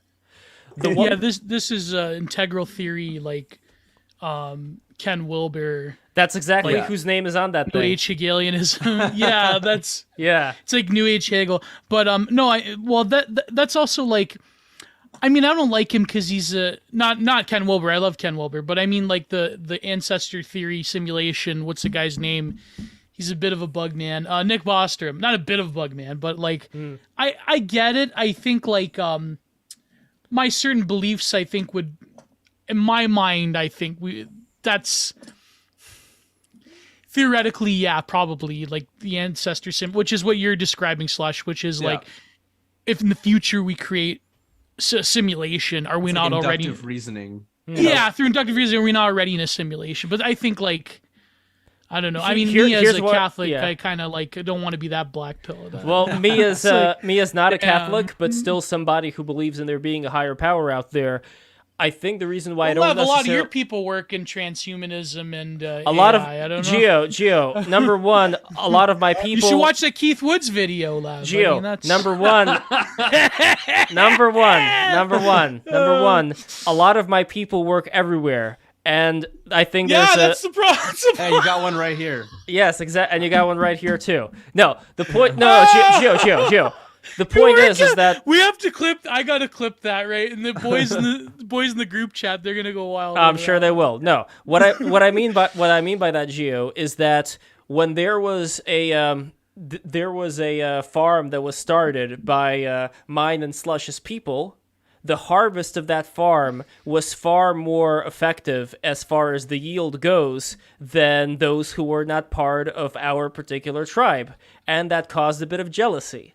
The reason that I'm saying this is that for both good things and bad things, I think that people within our group have been able to do a very successful job at whatever. The point being is that, like I always say, if we did not exist, if we, let's say, were taken by the Nephilim or the whatever, if we were taken by Yahweh to his home planet, then you'd still have gaps of power that would be filled by people who are not us, who are, let's say, somebody else. There's always going to be people who would fill whatever position, both good and bad. It just so happened that in history, a lot of things were done very, at a very high level by people who happened to go through these particular points in history. And that's all that I got to say about that particular thing. I know, Slush, do you see where I'm kind of getting there? Because there was a lot of pressure, after the whole Babylonian exile, but then after the Second Temple fell, there was a lot of pressure that was basically put. If you aren't connected into anything, you actually did get a lot of different sects who argued with each other, who didn't have a concrete idea of what exactly the Torah said. And I think that healthy skepticism of maybe it's like this or maybe it's like that, I think that there is something in that actually causes you to think outside the box, both for good and bad. And I could actually tie this into what we were talking about with this evolution of consciousness thing, because I think that, like Rudolf Steiner says, I agree with Rudolf Steiner on a lot of this stuff. Rudolf Steiner, for those who don't know, he was part of Theosophy, then he started his own whatchamacallit, I don't remember. What was that? Astrotheology? Yes, thank you, Kristan, astrotheology. Steiner's whole thing was that we had a period of time, like humans had a period of time when we had psychic powers where we knew what our ancestors went through, like in a very real basis. But at the same time, we did not feel ourselves to be individuals, where we had less consciousness. You know what I mean? Like we were less conscious of being us. And he describes humanity going through this period into modernity of ascending to having that consciousness, but at the same time losing that rooted connection to their ancestors. And his kind of his declaration here is that the way that not everybody, but the way that some people are going to go is they are going to start to have this combination of, let's say, growing as an individual, encompassing other things around them, kind of like expanding their consciousness outward. So when you hurt somebody, you don't feel bad because you're going to get punished. You feel bad because you almost feel like, you can't sleep at night. You cannot accept the fact that you would lie. You cannot accept the fact that you would hurt somebody, so you don't, as opposed to being like some robot or some animal that, you would get whipped, or you would get your hand chopped off if you do something wrong. And I think that's the kind of transition that's been going on in the first world, at least for some people. It hasn't been without its downsides, because I think that there are people out there who, like the ones we were talking about in the Smash community, for instance, who I do not think are of that level at all. I think they're pretending. I think a lot of these political types are pretending. They're misguided or something. Yeah. So I think that there is still going to be this change, but it's going to have a lot of pressure into it. But the more pressure, I think, it's like growing pains. The more we learn to deal with the situations that we're dealing with right now. And I don't think, again, it's going to be everybody, but that's what I think, at least. I don't know, Slush, any thoughts on that? I'm definitely of the opinion that, like, while an individual can grow quickly, a group, a society, a culture, like, I feel like it always has to be, like, do everything wrong until you figure out what's right.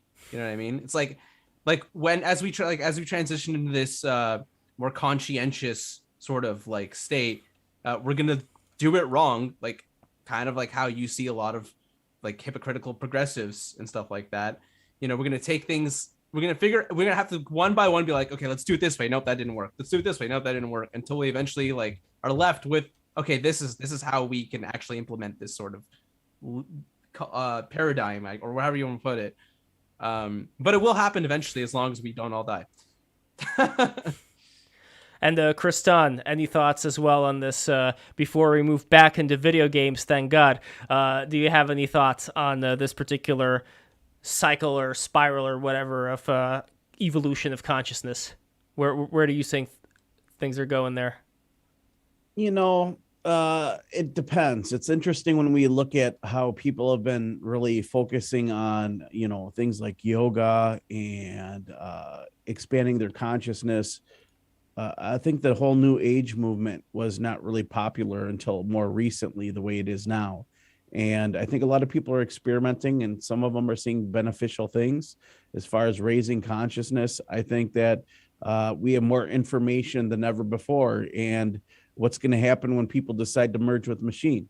What kind of consciousness are we going to have when they have hive mentality and can listen to everything, find out everything, download everything, and have all knowledge and power all at once? Because that's where we're going with a lot of this. See, I know a lot of people, consciousness, having a positive attitude, changing the world with positive vibrations. I believe in that stuff. I know it sounds a little hokey pokey, but get your little amethyst crystal and hang out. Do some research. It's interesting. By having a positive attitude, you can change a lot, including your day, how people perceive you. And I think that we've forgotten how to be friendly in our world. And I think that raising consciousness is something that isn't only for us as an individual, but it's something we can spread by living it. You know what I'm saying? I completely agree. Listen, the New Age movement, total CIA psyop, mind control program. But hold on. There was a comment over here. There's a comment. It's not a super chat, but I still want to read it from Laurel Canyon. Do not research. Yes, the rock stars and all that. From Croin Kicks, who says, "I don't buy into it, Lev. Just because the so-called kindness is based off completely false values that seem nice but aren't true. They don't have character behind it. It demands conformity, but that's it." Well, that was kind of the point that I was getting to, where what you're talking about, this false kindness of the, like, let all the refugees in, that all kind of stuff, that is just pure conformity. Not from Cuba, right? That is what? Just not refugees from Cuba. No, not refugees from Cuba. Not at all. But yes, but this is just more performative stuff. And I'm not talking about that. I'm talking about actually doing things where you actually know that if you do something wrong to somebody, you're going to feel bad. And yes, the two kind of end up getting mixed in together. And I think discrimination is an important part of that. Wisdom is an important part of that. Because you can have people who are going to be total mind cattle, who are going to just go through the motions and think they're doing the right thing, and they may truly believe it. It's not a pretense. But at the same time, but at the same time, they're meant for garbage detail. Yeah, no, but at the same time, I think just like the level of consciousness is not going to be that high. I would go as far as to say that I think that before whatever Rudolf Steiner things will happen, we're going to have a divergence where, much like in the time machine, much like Nietzsche was talking about, I think there is going to be a split of humanity where, like, I believe in involution as well as evolution. Meaning I believe that people could maybe evolve into a state of animality, into a state of actually forgetting their humanity. And I think that the whole thing with the robots and being one with the machine turns people into animals because they're not able to exercise willpower. They have everything being done for them. And at that point, you're not really being a human, because much like our eyes, I think, are the result of the sun. Like, if there was no sun, there wouldn't be any eyes to see the sun with.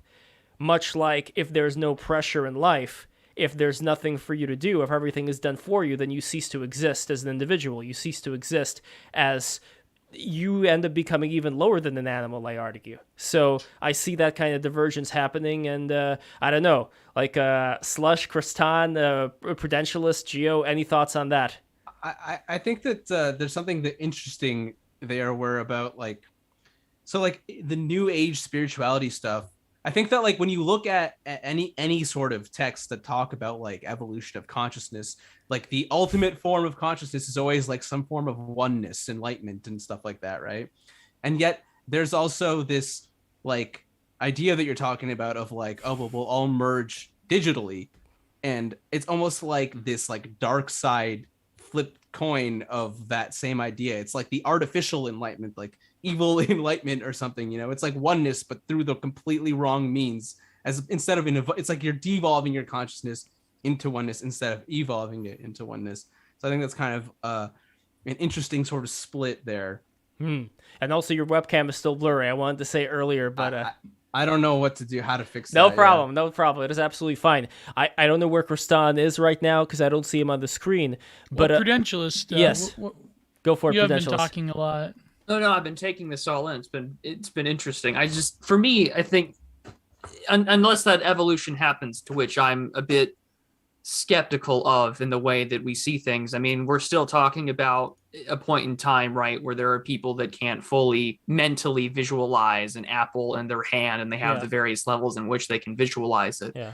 And to me, I think that it requires a certain level of abstract thinking for you to reach that sort of sense of either enlightenment or consciousness, or either in Catholic or even Orthodox theology, the idea of the Holy Spirit moving within you. Those things are, for many, I think you're right. Whether not everyone will be that way. I mean, Plato talks about the idea of the slave mentality, where they're the cattle or people that don't have an inner monologue, right?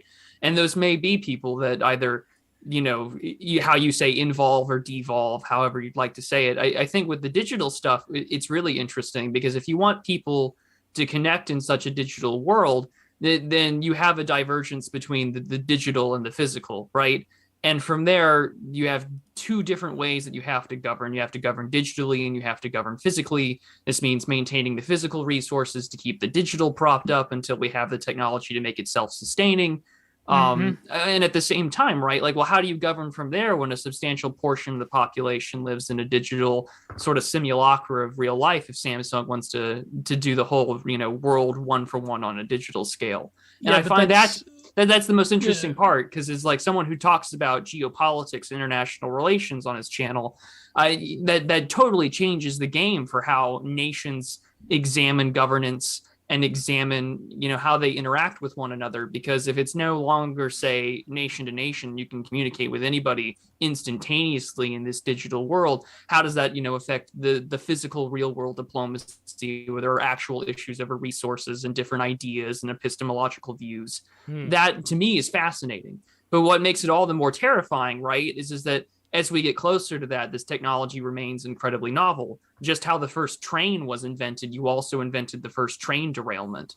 And I think that leaves people very prone to an accident that we may not be able to understand. And the last thought that I'll add is that we talk about, this digital representation or the sense of collectiveness, just to maybe not offer prediction, but an observation. Like, even today with VR chat, we have all sorts of different ways of our avatars. I've seen everything from like people doing Half-Life 1 scientists to Kermit the Frog. So it could be virtually anything in any way as an escape. And I don't know how well that could, allow us to be a part of this oneness, if we all wish to still live in a society that is very heavily focused on the individual. Well, it's funny you mentioned that. I just came across this brilliant passage from I can't believe I'm not his mutual, Forest of Symbols. Now I'm going to mutual him right now. I just retweeted it. It's from this passage from Vico. Vico was a like medievalist. He says like Vico's account of barbarism, the return to barbarism, is barbarism of reflection as intellectual barbarism. This actually resonates with Lash's culture of narcissism, which is a very famous work that has been, brought back to life by post-leftists like the Red Scare girls. Barbarism reflection. The brief conclusion: the new science largely pays homage to the glory of divine providence. Vico gives a brief statement about the barbarism reflection. The idea of eternal history. He sees the history cyclical. So again, like Spangler, but this is before Spangler. Claims that history begins in a barbarism of sense and ends in a barbarism reflection. The barbarism reflection is a return to barbarism in which one common sense established by religion through poetic wisdom holds a society together has been broken down by individual interests. The interests are spurned because individuals each think according to their own conceptual schema without concern for society. So he says like in a high, usually a high mythic civilization is indicative of like a high like a literacy tradition civilization. So we have like a form of hyperliteracy.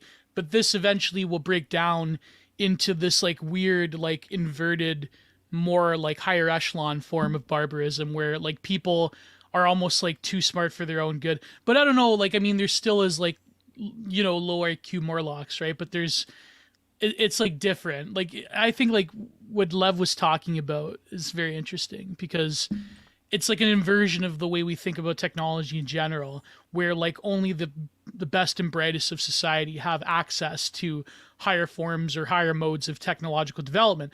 But now it's almost like technology is inverted. Like now the poorest are like stuck in like VR serfdom in like the fucking human battery stasis where they get to like coom 1 million times a day to some anime or like a furry character, whereas like the rich people are the only ones that are able to like go outside and touch grass. Well, not only touch grass, but also harness their Kundalini energy. Because if we're talking about all the mystery schools and all that stuff, there is this whole idea of sexual energy being transmuted into a higher form, which then results in the achievement of enlightenment and the achievement of higher consciousness.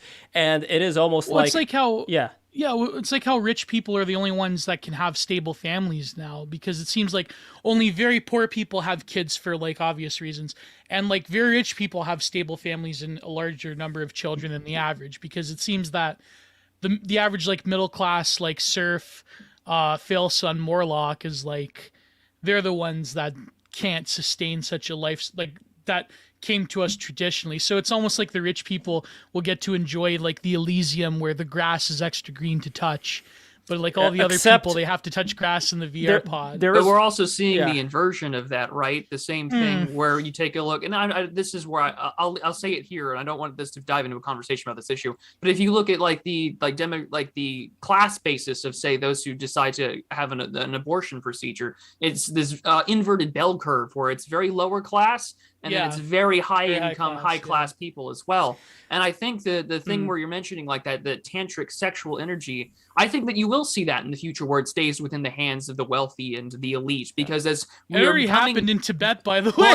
But it's already. But what I'm saying, well, that wasn't that what I'm trying to get at though, real quick here, and then Kristan, Yeah, but what I'm trying to finish off here is that we're kind of already seeing that as we're coming to terms with like microplastics, endocrine disruptors, the growing fertility crisis.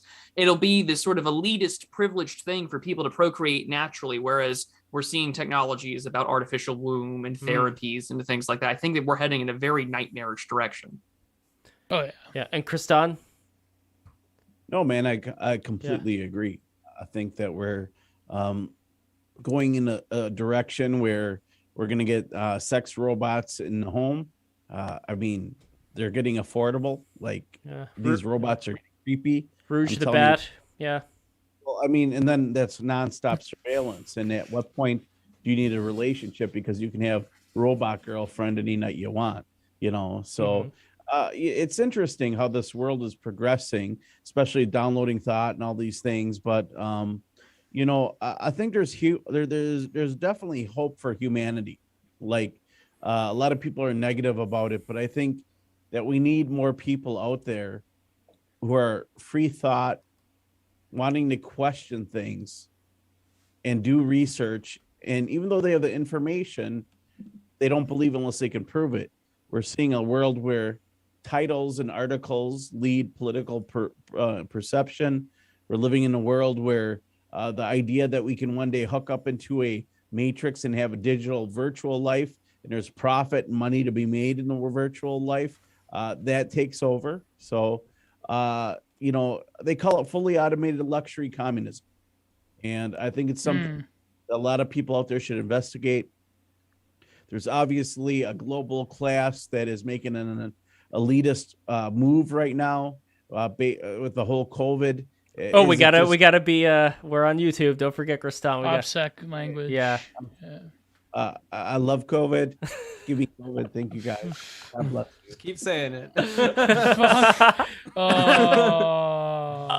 Not a negative. What comes after 9? We love it. Get your vaccine. Get it. Oh, another one. Okay. Get 2 of them. Sorry. Okay. No, it's fine. We're just so paranoid now, Kristan. See, this is also what happens. I'm like the OG. I've been banned for like 6 years. I found new ways to monetize. And how long until you guys stand up to your bully? Get off your YouTube horrible page with the W.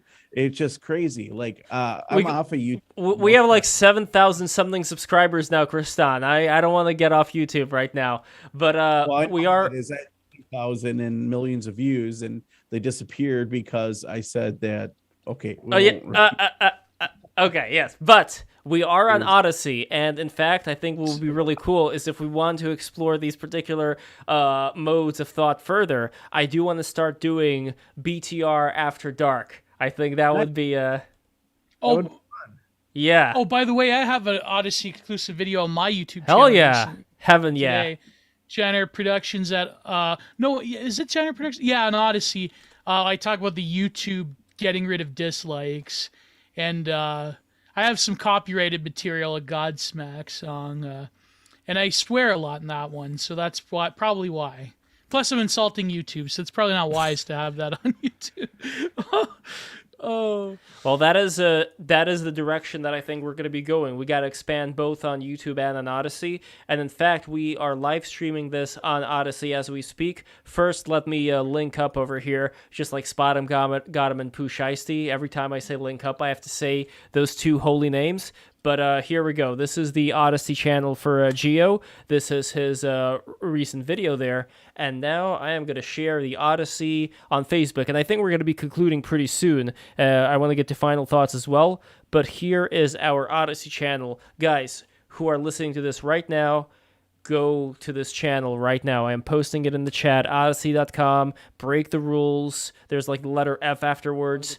So go there right now, and I think that you're not going to be disappointed with Break the Rules After Dark. We're going to be getting into the nitty-gritty of all your favorite subjects. We didn't talk about the trial, though. I guess, well, let's just, I don't know, another day, I think, would be more... Yeah, I mean, the trial's not over yet. By the way, we have $10 from Croin Kicks. We're sorry, almighty algorithm. Have mercy on us for our sins.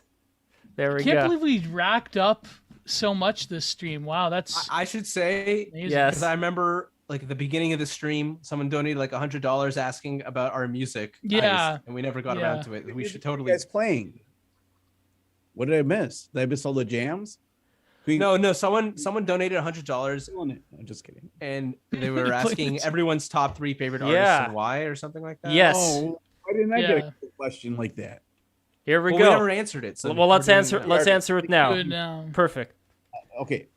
Number 1 would be MXPX. I love punk rock. It's whiny. It's great for breakups. Number 2 would probably be U2. They have so many great hits, very amazing and key influential music, and a lot of the music we love today. Probably the first emo band was U2. and they're annoying, and I get it, and I don't agree with Bono's politics. Music is fantastic. Number 3,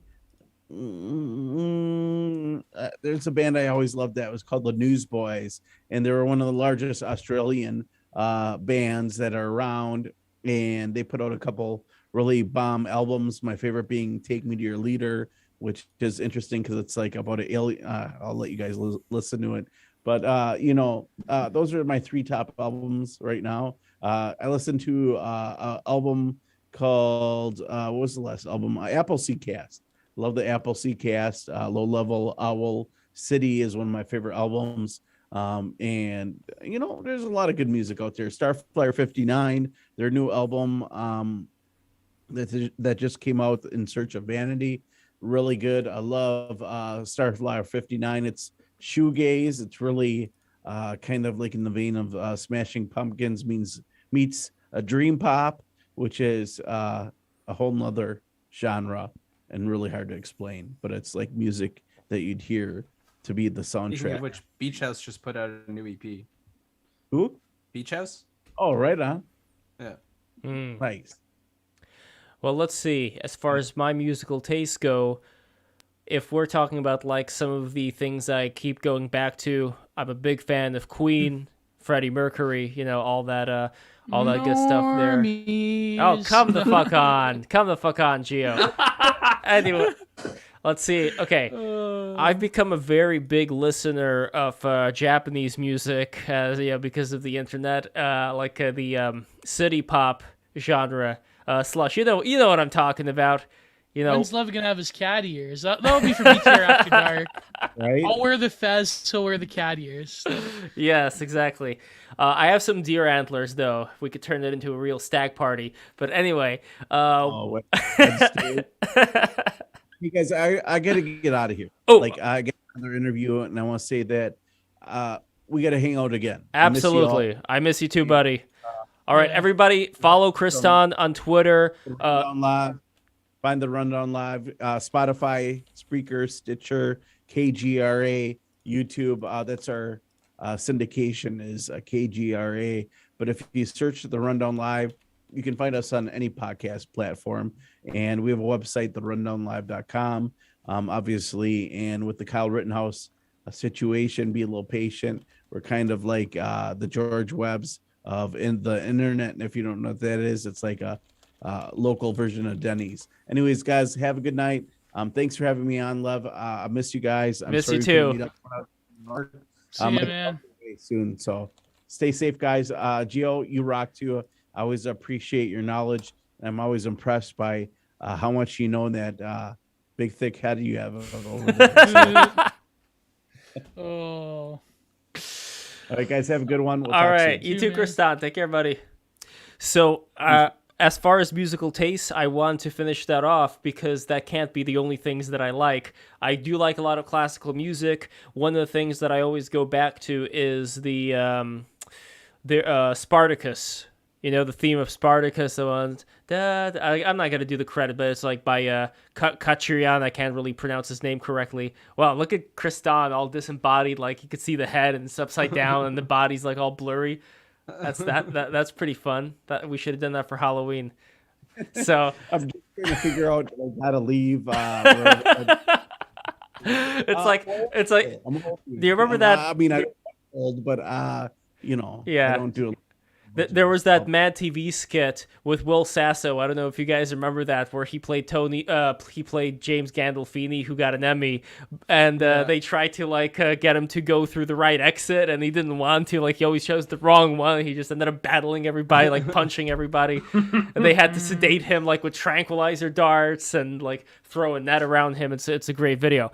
But anyway, let's see what they're saying about Queen. All right, I don't have time to read all this, but anyway, Queen. Japanese stuff, classical music. That's kind of that's my jam right there. So that's me. Prudentialist.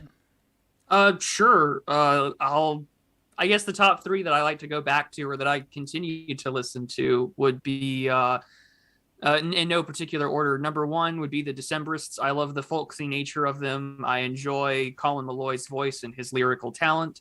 Not to mention the fact that he can pull from different cultural and like historical events and make good songs out of them. Thoroughly enjoy that. Number two, I totally love Steely Dan.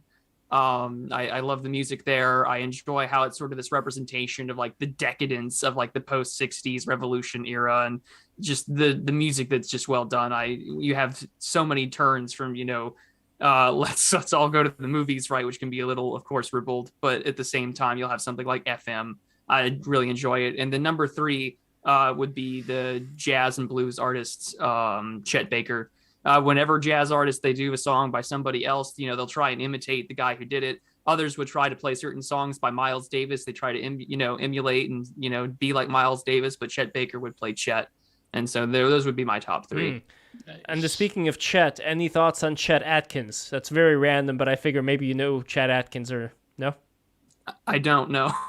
All right, it's a country western guitarist. He did an album. Also, I'm a big fan of Mark Knopfler. I don't know if you guys know Dire Straits. I like Dire Straits. I'm such a boomer. I like a mix of like a boomer and like a Japanese Japanese admiring Zoomer. Like that's kind of like the weird combination right there. You're a combination of like a weeb and the 30-year-old boomer meme. Yes, exactly. Yeah. So 30-year-old boomer. Yes, and Slush. Yeah. Before I even say my favorite stuff, I just want to say that I'm noticing in the chat that there's a lot of great Neutral Milk Hotel, Mac DeMarco, Leonard Cohen, all excellent choices and more. Yeah, Leonard Cohen's pretty good. The top three I'll pick, and it's kind of corny picks, but like in no particular order, I'd say Animal Collective. Oh, Animal Collective is definitely one of my like all-time favorite artists, bands, whatever you want to call them, groups, collectives. I don't know. There's something just very human about their music that like I just really resonate with. And then another like huge one for me, like this got me into writing music, which is like a pastime of mine. Is Weezer. 90s Weezer is like had a very big influence on me as a teenager. And I to this day, when I sing, I sound like Rivers Cuomo because I listen to them so much. And then I'd pick Kanye as my third. Just something about Kanye is just really fucking inspiring. Like he's just so big ego and like soulful and shit. So, I don't know. I just love Kanye. He hits you in the gut. So those would be my three if I had to pick. Yeah, I see someone saying Blue and Pinkerton are gold. Yeah, like those Blue, Pinkerton, and all of like the demos from that period. Like, I'm seeing Snake Finger and Cheap Trick in the chat. Yeah, those are pretty good too. Snake Thing. Okay. Anyway, Gio, you know that reference. So, what about you? Apparently, your favorite artist got arrested today. Wait. Oh, you're talking about that guy. Yes. The Can I even say his name on YouTube anymore? I don't know. Maybe it's best to Shad. I'll just say Shad. Spare the people. Yeah. And not low tax died apparently. I can't believe that. Yeah, something weird's going on with the internet today. And I feel bad for low tax. His creation just like totally destroyed him inside. It was, by the way, for not for what you would think it would be. I think Shad got into prison for something gun-related. Yeah, assault. Yeah. Amon Amarth's mean band.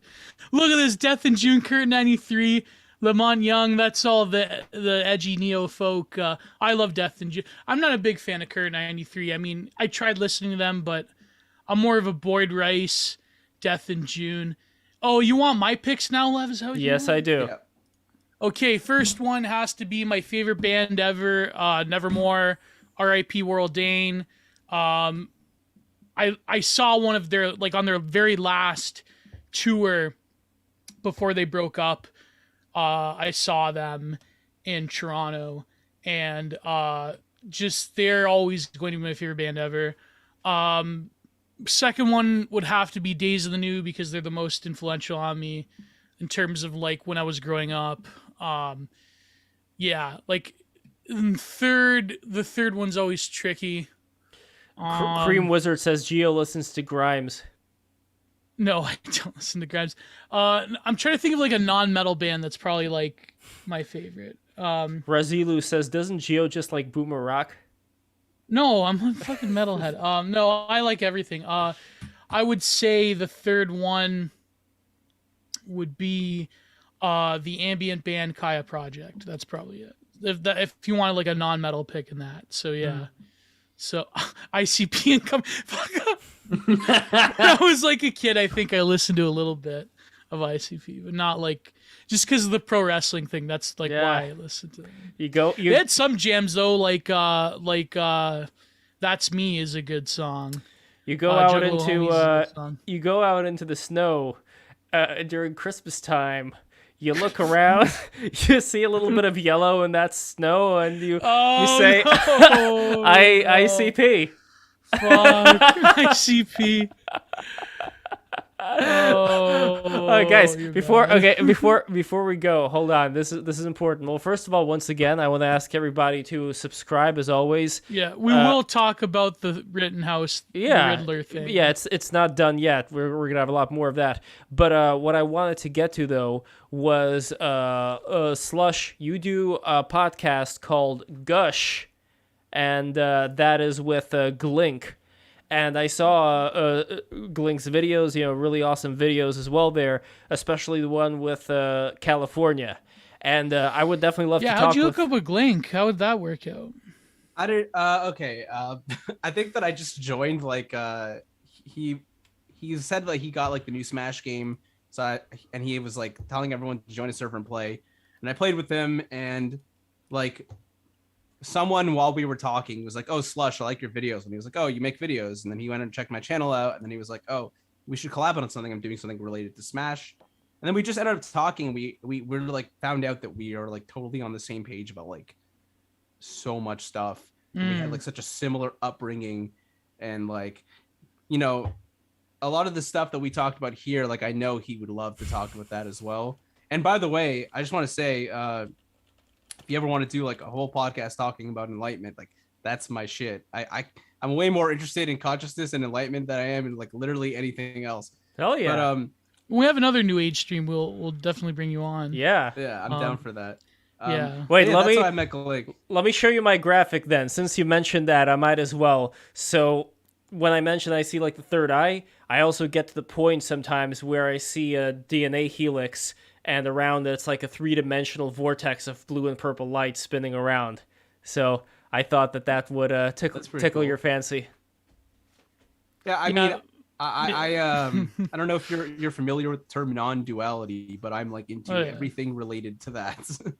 Oh yeah, no, that's when definitely... we have Owen Cyclops again, we should bring you on. Yeah, that'd be interesting. Well, we are gonna have. I tried to get Owen Cyclops. I mean, right now he's. You just had a kid. Yeah, so that's yeah.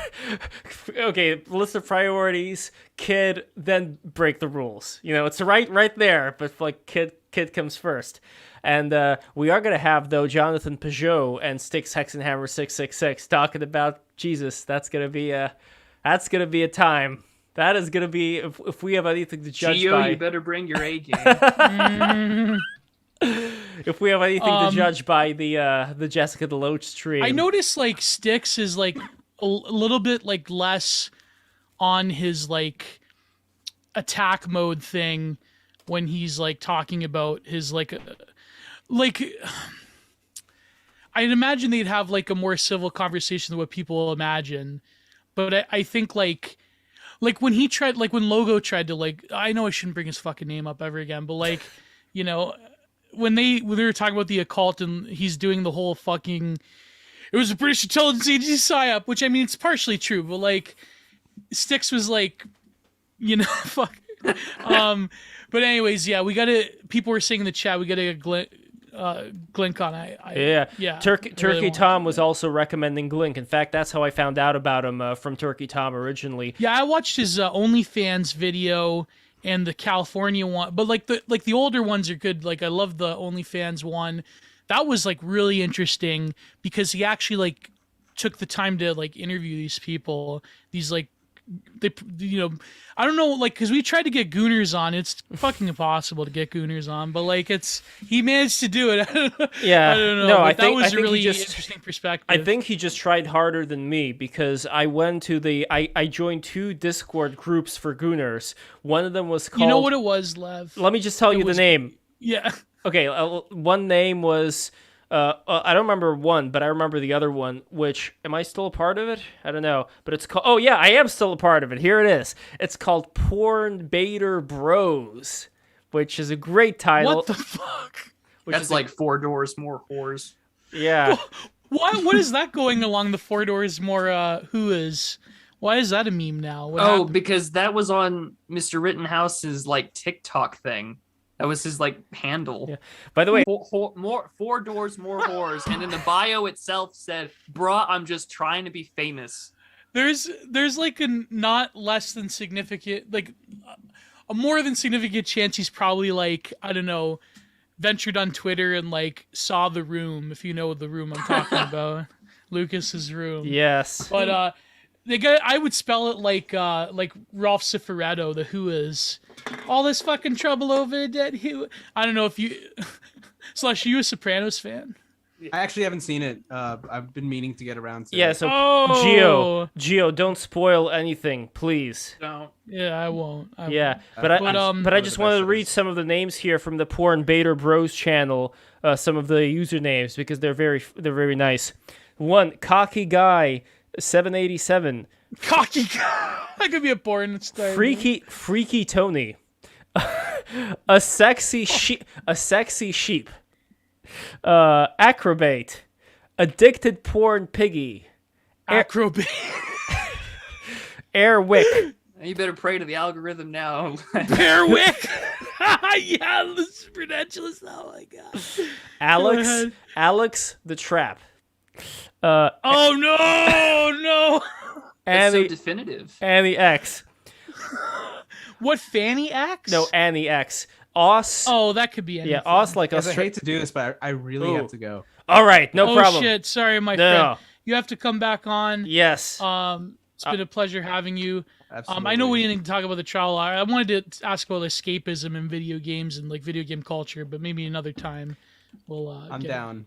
Hell yeah, absolutely. absolutely. It was a pleasure that you guys are having me. Thank you. I'm sorry that I have to dip out like this. No problem at all. Follow Slush at SlushTV_ on Twitter. Slush, thank you so much for coming in. Please subscribe to Slush TV, youtube.com/SlushTV, youtube.com/Gush Podcast. So once again, Slush, it was a great pleasure to talk to you, brother. I look forward to seeing you soon.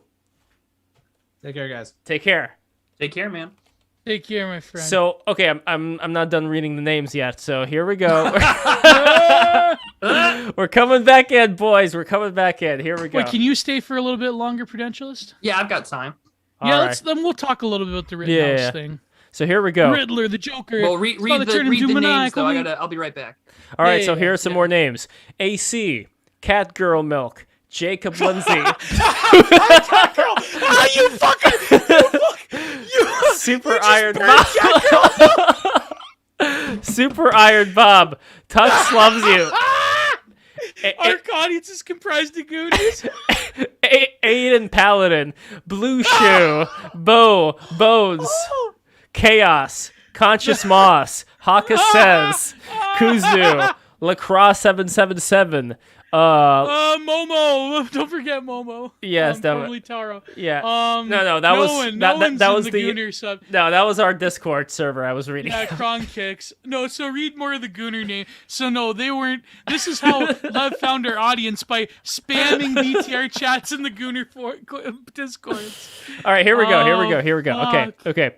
And by the way, everybody subscribe. Okay, anyway, Alcoholic Jack, Alpha Goon, Anna Banan, Alpha Omega. I guess Alpha Omega. You know, I am the Alpha. Omega. Yeah, I am the Alpha. I'm the Omega. The Jesus of Gooners. Okay. Baiter Bro DMs open. Baiter Bro. Let's see. Bjork the Brave. It's very medieval. Yeah. I love this one. Bjorn Yesterday. Bjorn, yes, that's pretty good. That's clever. Okay, here we that go. Remind like someone. Oh, go ahead. Go ahead. Okay. Then I have to. Okay. Brittany porn slave. Ooh. Brock Samson XD. Bronze bow. Bronze Age Gooner. That could be a name. Yeah. Bronze Age Gooner. Call me love me. Call me lovely. Oh, this one is for this is a special one for 0 HP Lovecraft. Captain Cthulhu. Yeah, ZHP could write a short story the book came out that you could buy on crypto. He made a lot of money on it. But he could write a story about Gooners. I mean, it's kind of certain ones like the latest one has a bit of that, but Box Big I'm gonna super call Box Big Organ. Oh my god. That's funny. You mentioned conscious mods. Could women be Gooners, or is that impossible? They don't work like that. No, there were some women who were in the Gooner Discord server. I remember. Can you imagine what they look like? Can you imagine the smell? I'm sure they look fine, Gio. Don't judge. Don't judge. They look fine. Yeah, but what would a woman be like? Would their like experience of sexuality be like different enough to where they would goon? I don't know. Like, I guess technically speaking, from what I understand, I mean, women, they don't. It's different with women and Vril. Well, you two would know, but they don't like. They can kind of keep going. No, that soon, Gio. That's for after dark. That's for after dark.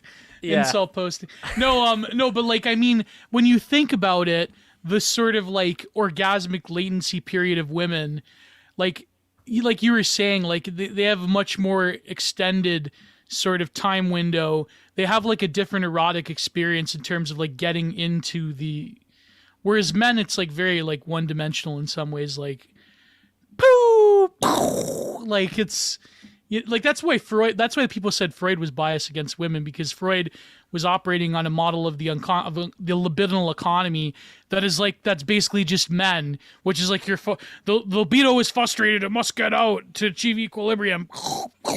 Like it's, whereas women, it's like, I guess it works differently. They have a much more latent erotic experience. But I forgot to eat this piece of sweet potato. This is Japanese sweet potato. So for those who were with us from the very beginning of the chat, you remember that I said I was eating Japanese sweet potatoes? I was not lying. This is the sweet potato. This is right here. Nice. But am I lying about that, boys, or am I just off the wall, or how would you describe it? I don't know what to tell you. My mouth is full, so I shouldn't speak. Prudentialist? I think I'm not going to leave too many comments here on that issue. I just spent a long time on Substack literally saying, hey, I wish I was chaste, so let's not. Yeah. That was a good article, by the way. I liked it. Well, thank you. So it's a different perspective than the usual, like, what would you call it? Incel literature that makes it onto Substack. I don't know. More like I am someone who got around and I wish I didn't. Yeah. I don't know. I was somebody who got around, and I like the fact that I got around. I think it was a great experience. Guys, how many holes are down there? You see that clip, right? Of Hassan? No. Not Hassan. Who am I talking about? Fucking Hayes? Did you see that? No. Oh God, you didn't. Okay, so there's this like commie like Twitch streamer e-girl, right? But it's not about communism. It's more about like, it's like, imagine a titty streamer, but a titty streamer that like reads the Das Kapital, right? So he goes on. The worst kind. The worst kind, yeah. So he goes on, and she asks him, because, like, you know, like every fucking irony leftist, they always talk about how much they fuck, right? Like that's the biggest that's the biggest own they have, is like have sex, right? So this girl is like, how many holes are down there below the torso? And Hayes just like, yeah, I guess there's 2, right?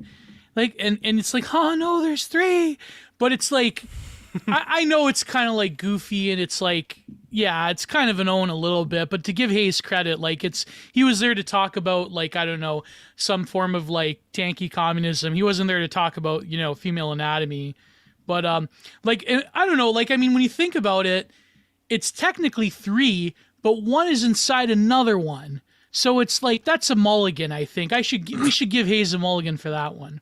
Because it's like, when you have like a reservoir, like a sewer reservoir, there's pipes inside the sewer system. You gonna name every single hole and pipe inside the sewer system to make it count? No, you just see that one effluvia coming out at you, giving you a golden shower. I said too much.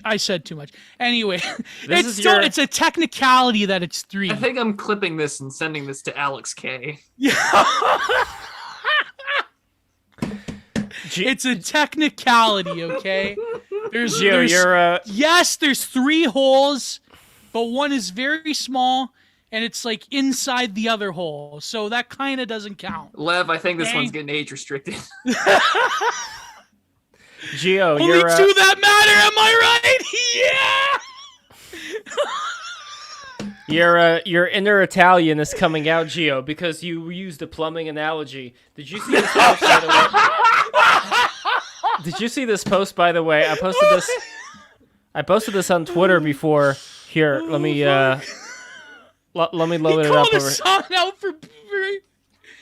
Yeah, but all right, see, check this out. This is from New York. This is in Manhattan. No, Look at this. Of course it's from New York. Of course. I'm a clogfather.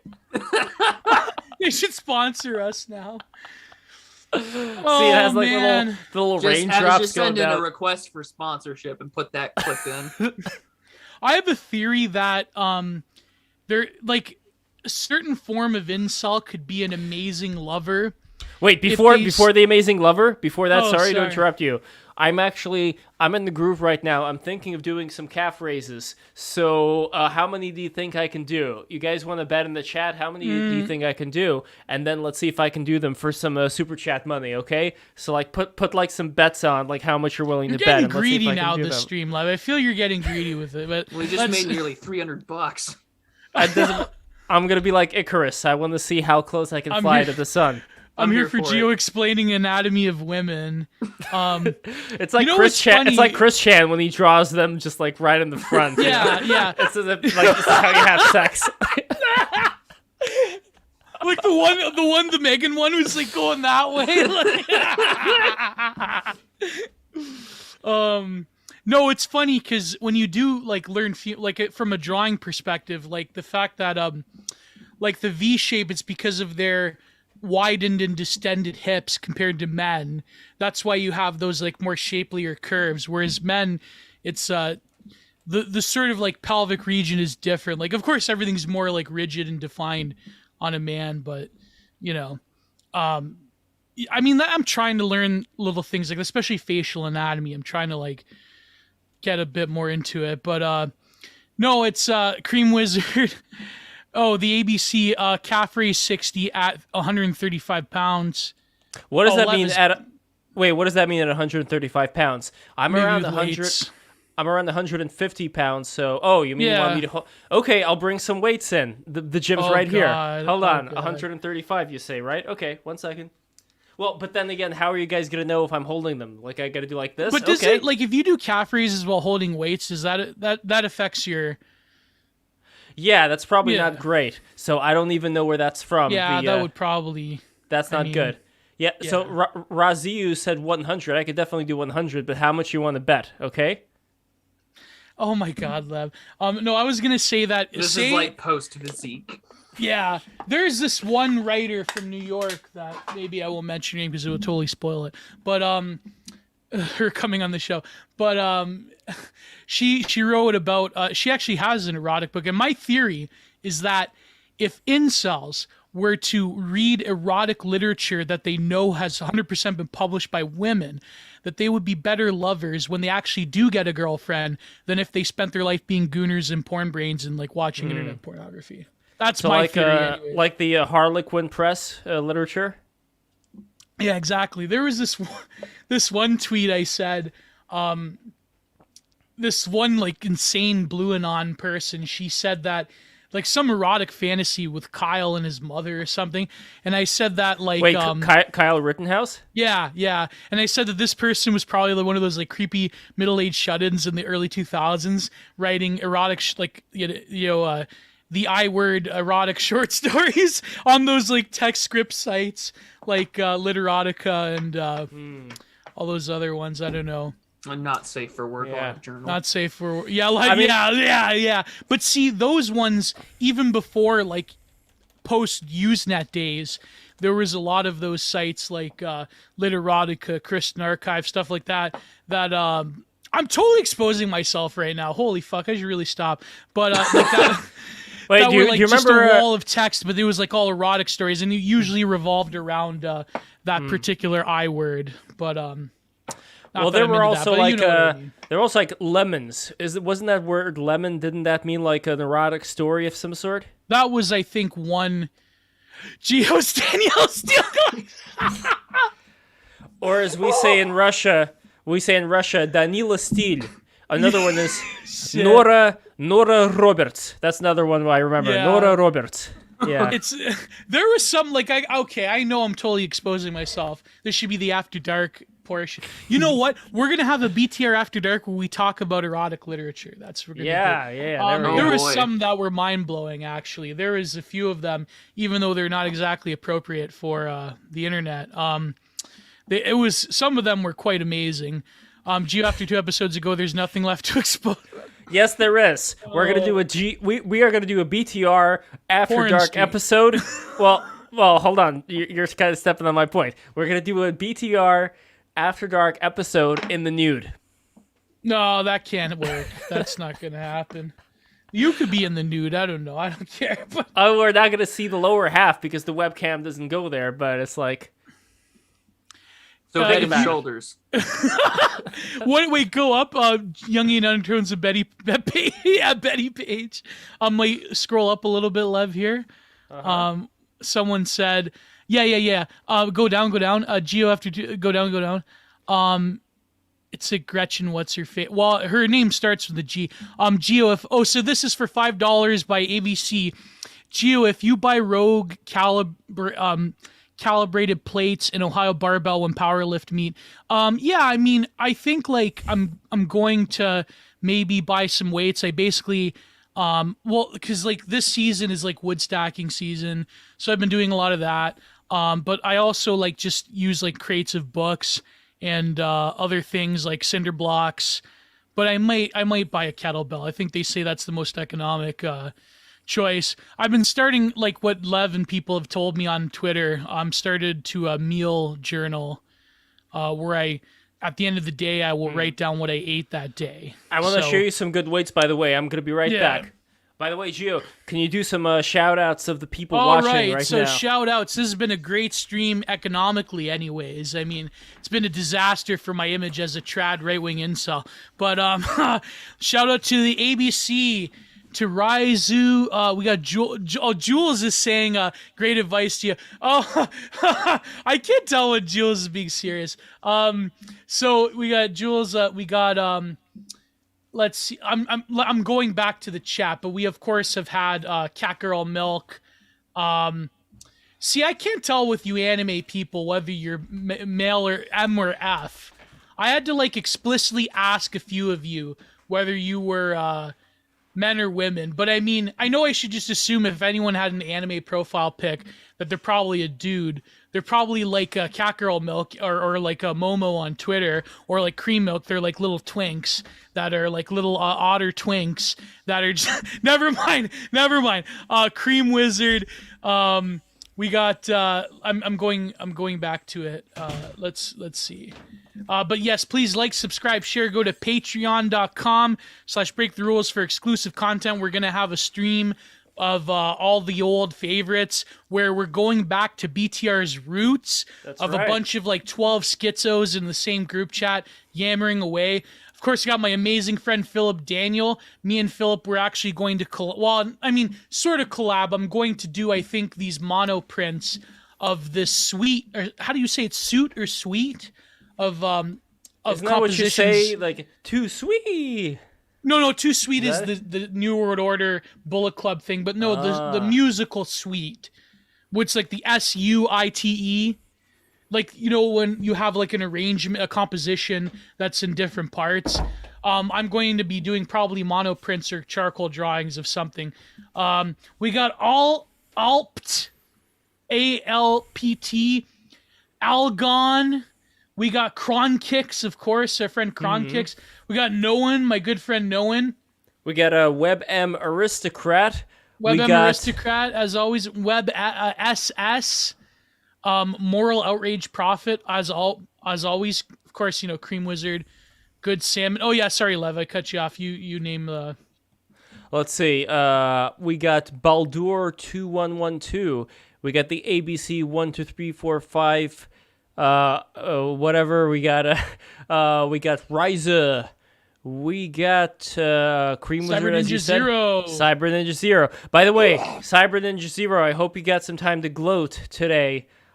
You should come on the stream, by the way, one of these days, Cyber Ninja Zero, so we could hear your thick what happened with Arabian accent. Zero? No, he just said that he was going to be gloating about the what ended up happening with. I mean, hey, like he predicted the stream was going to be a train wreck. I think that's what it was. No, I think it was a great stream because it brought people together, and they don't have to necessarily agree with each other. That's fine.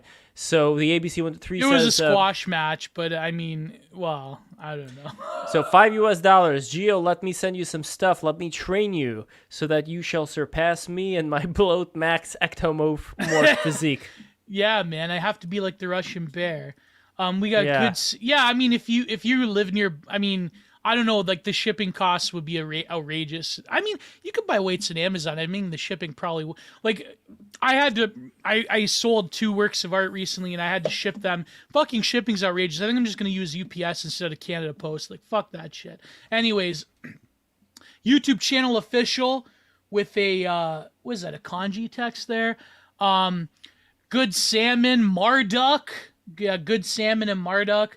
Of course, I said Cream Wizard. I think that's it. That's a lot of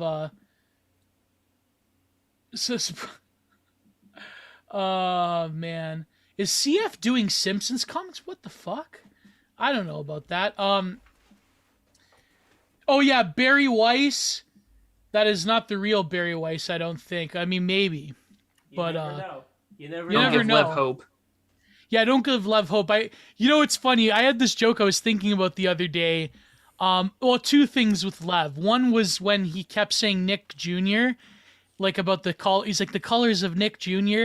And I kept thinking about that. I'm like, I don't know why it's funny. Then another was like, I had that joke where I'm like, Barry Weiss and her partner or whatever, they were trying to have a kid recently. And I'm like, I don't know if Lev, and I was like, I don't know if Lev could help him out with a live donation, if you mean. Wait, I thought you wanted to be the donor, Gio. No, you're a nice Jewish boy. It's up to you. I mean, that's more of your thing. But they need Gentile DNA in order to broaden the gene pool. Oh, okay, yeah. I mean, Barry Weiss doesn't look half bad. I don't know. You should take one for the team, Gio. I shouldn't say no more. I say no more.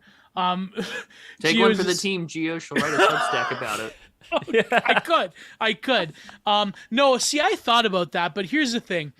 I could never do that. Like, if, like, you have, like, a lot of, like, movies nowadays where they're, like, what if, like, a woman wanted a kid and you're basically just a sperm donor?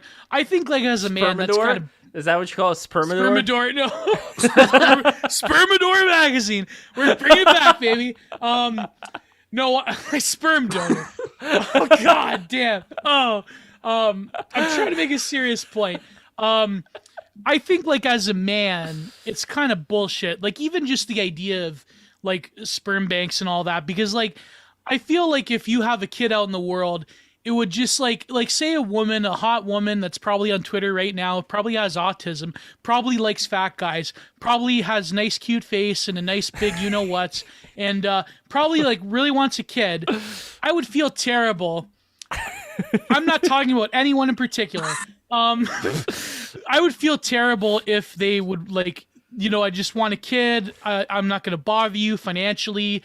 Like, I would just feel I would feel terrible if, like, I had a kid out in the world that I wasn't taking care of. Yeah. Maybe not financially, but, like, in terms of, like, love and affection and raising a child. I know, yeah. You know what I mean? Like that's kind of bullshit to me. But you know what, Gio? Even if you were to donate sperm, like wouldn't that fucking kill you to like think that there's a kid out there that doesn't know who you are, that is your blood? Sure. Right? Unless you put it in the Fanta bottles and anyway. But she you know what? If you find somebody who has here. How about this? You could find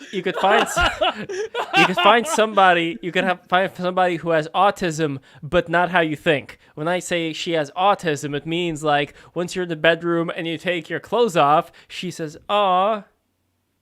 That's the kind of autism. Oh no, that's terrible. That's fucking terrible. Oh god, that's fucking terrible.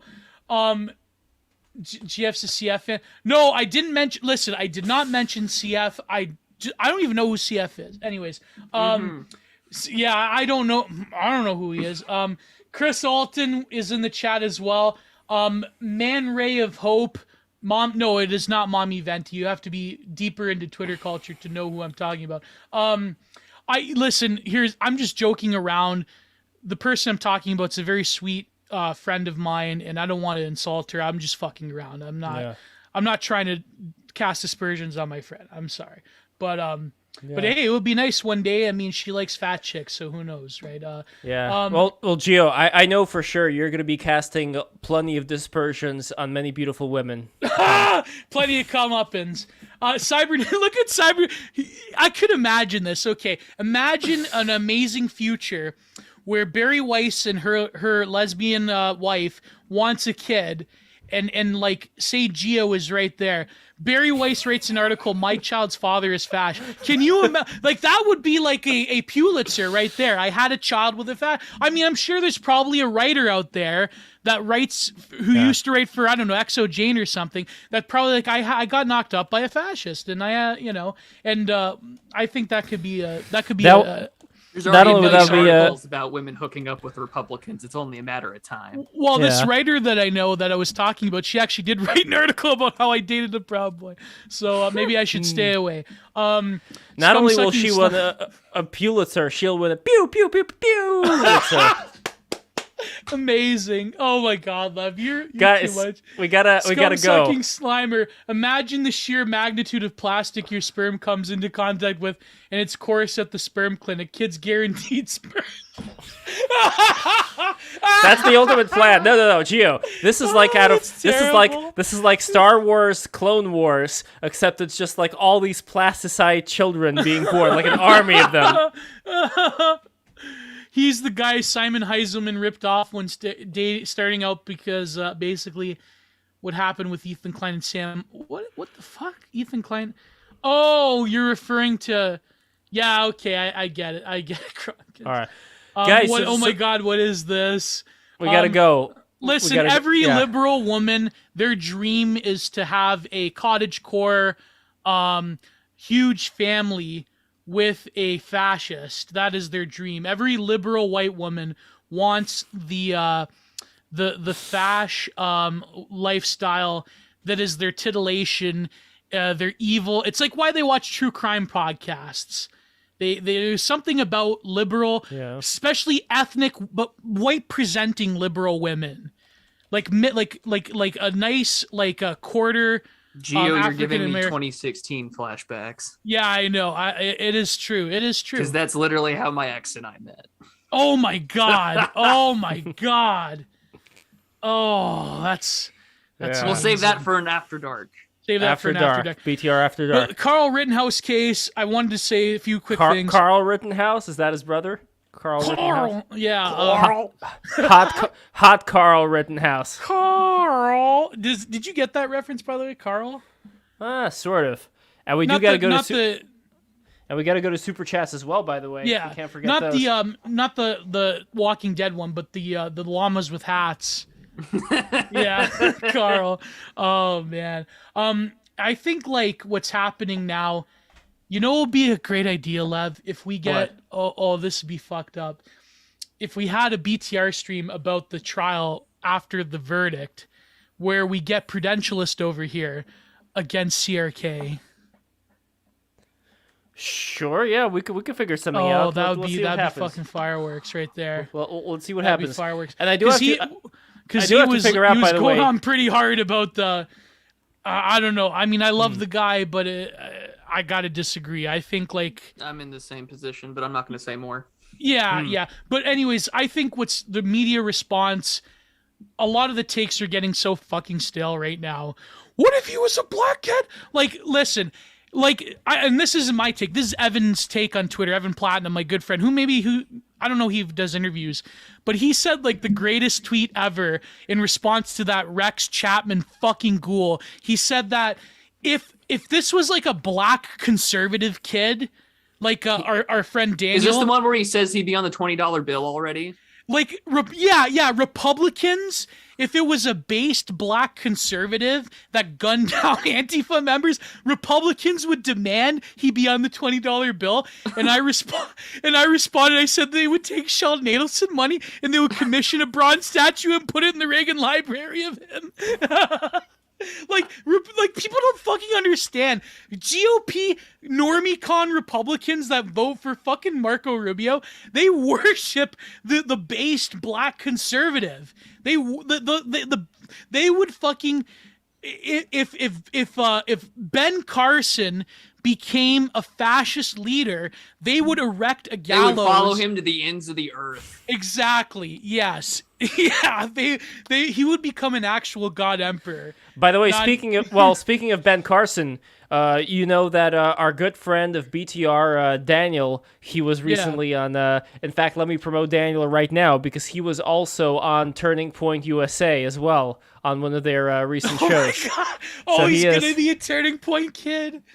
So no, he's going to be a BTR kid. He already is a BTR kid. Yeah. Yes, and this is, I think, someone who's going places, and he's very entrepreneurial. And look, I think it is an important thing when we get, people, I mean, regardless from what community, but still, when there are people who come from the black community who have a different way of looking at things when it comes to, what direction they believe culture should go. That's a very, it's a very important thing, and it's something that should be encouraged. I mean, but I mean, like when the Republicans, they sort of like reify this picture of like, well, the black people in America can be natural conservatives. It's like I think like there's more of a case to be made. I know this is controversial. I'm totally gonna ruin my cred with the boys.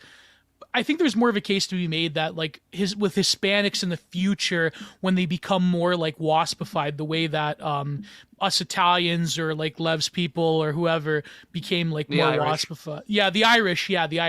Like that.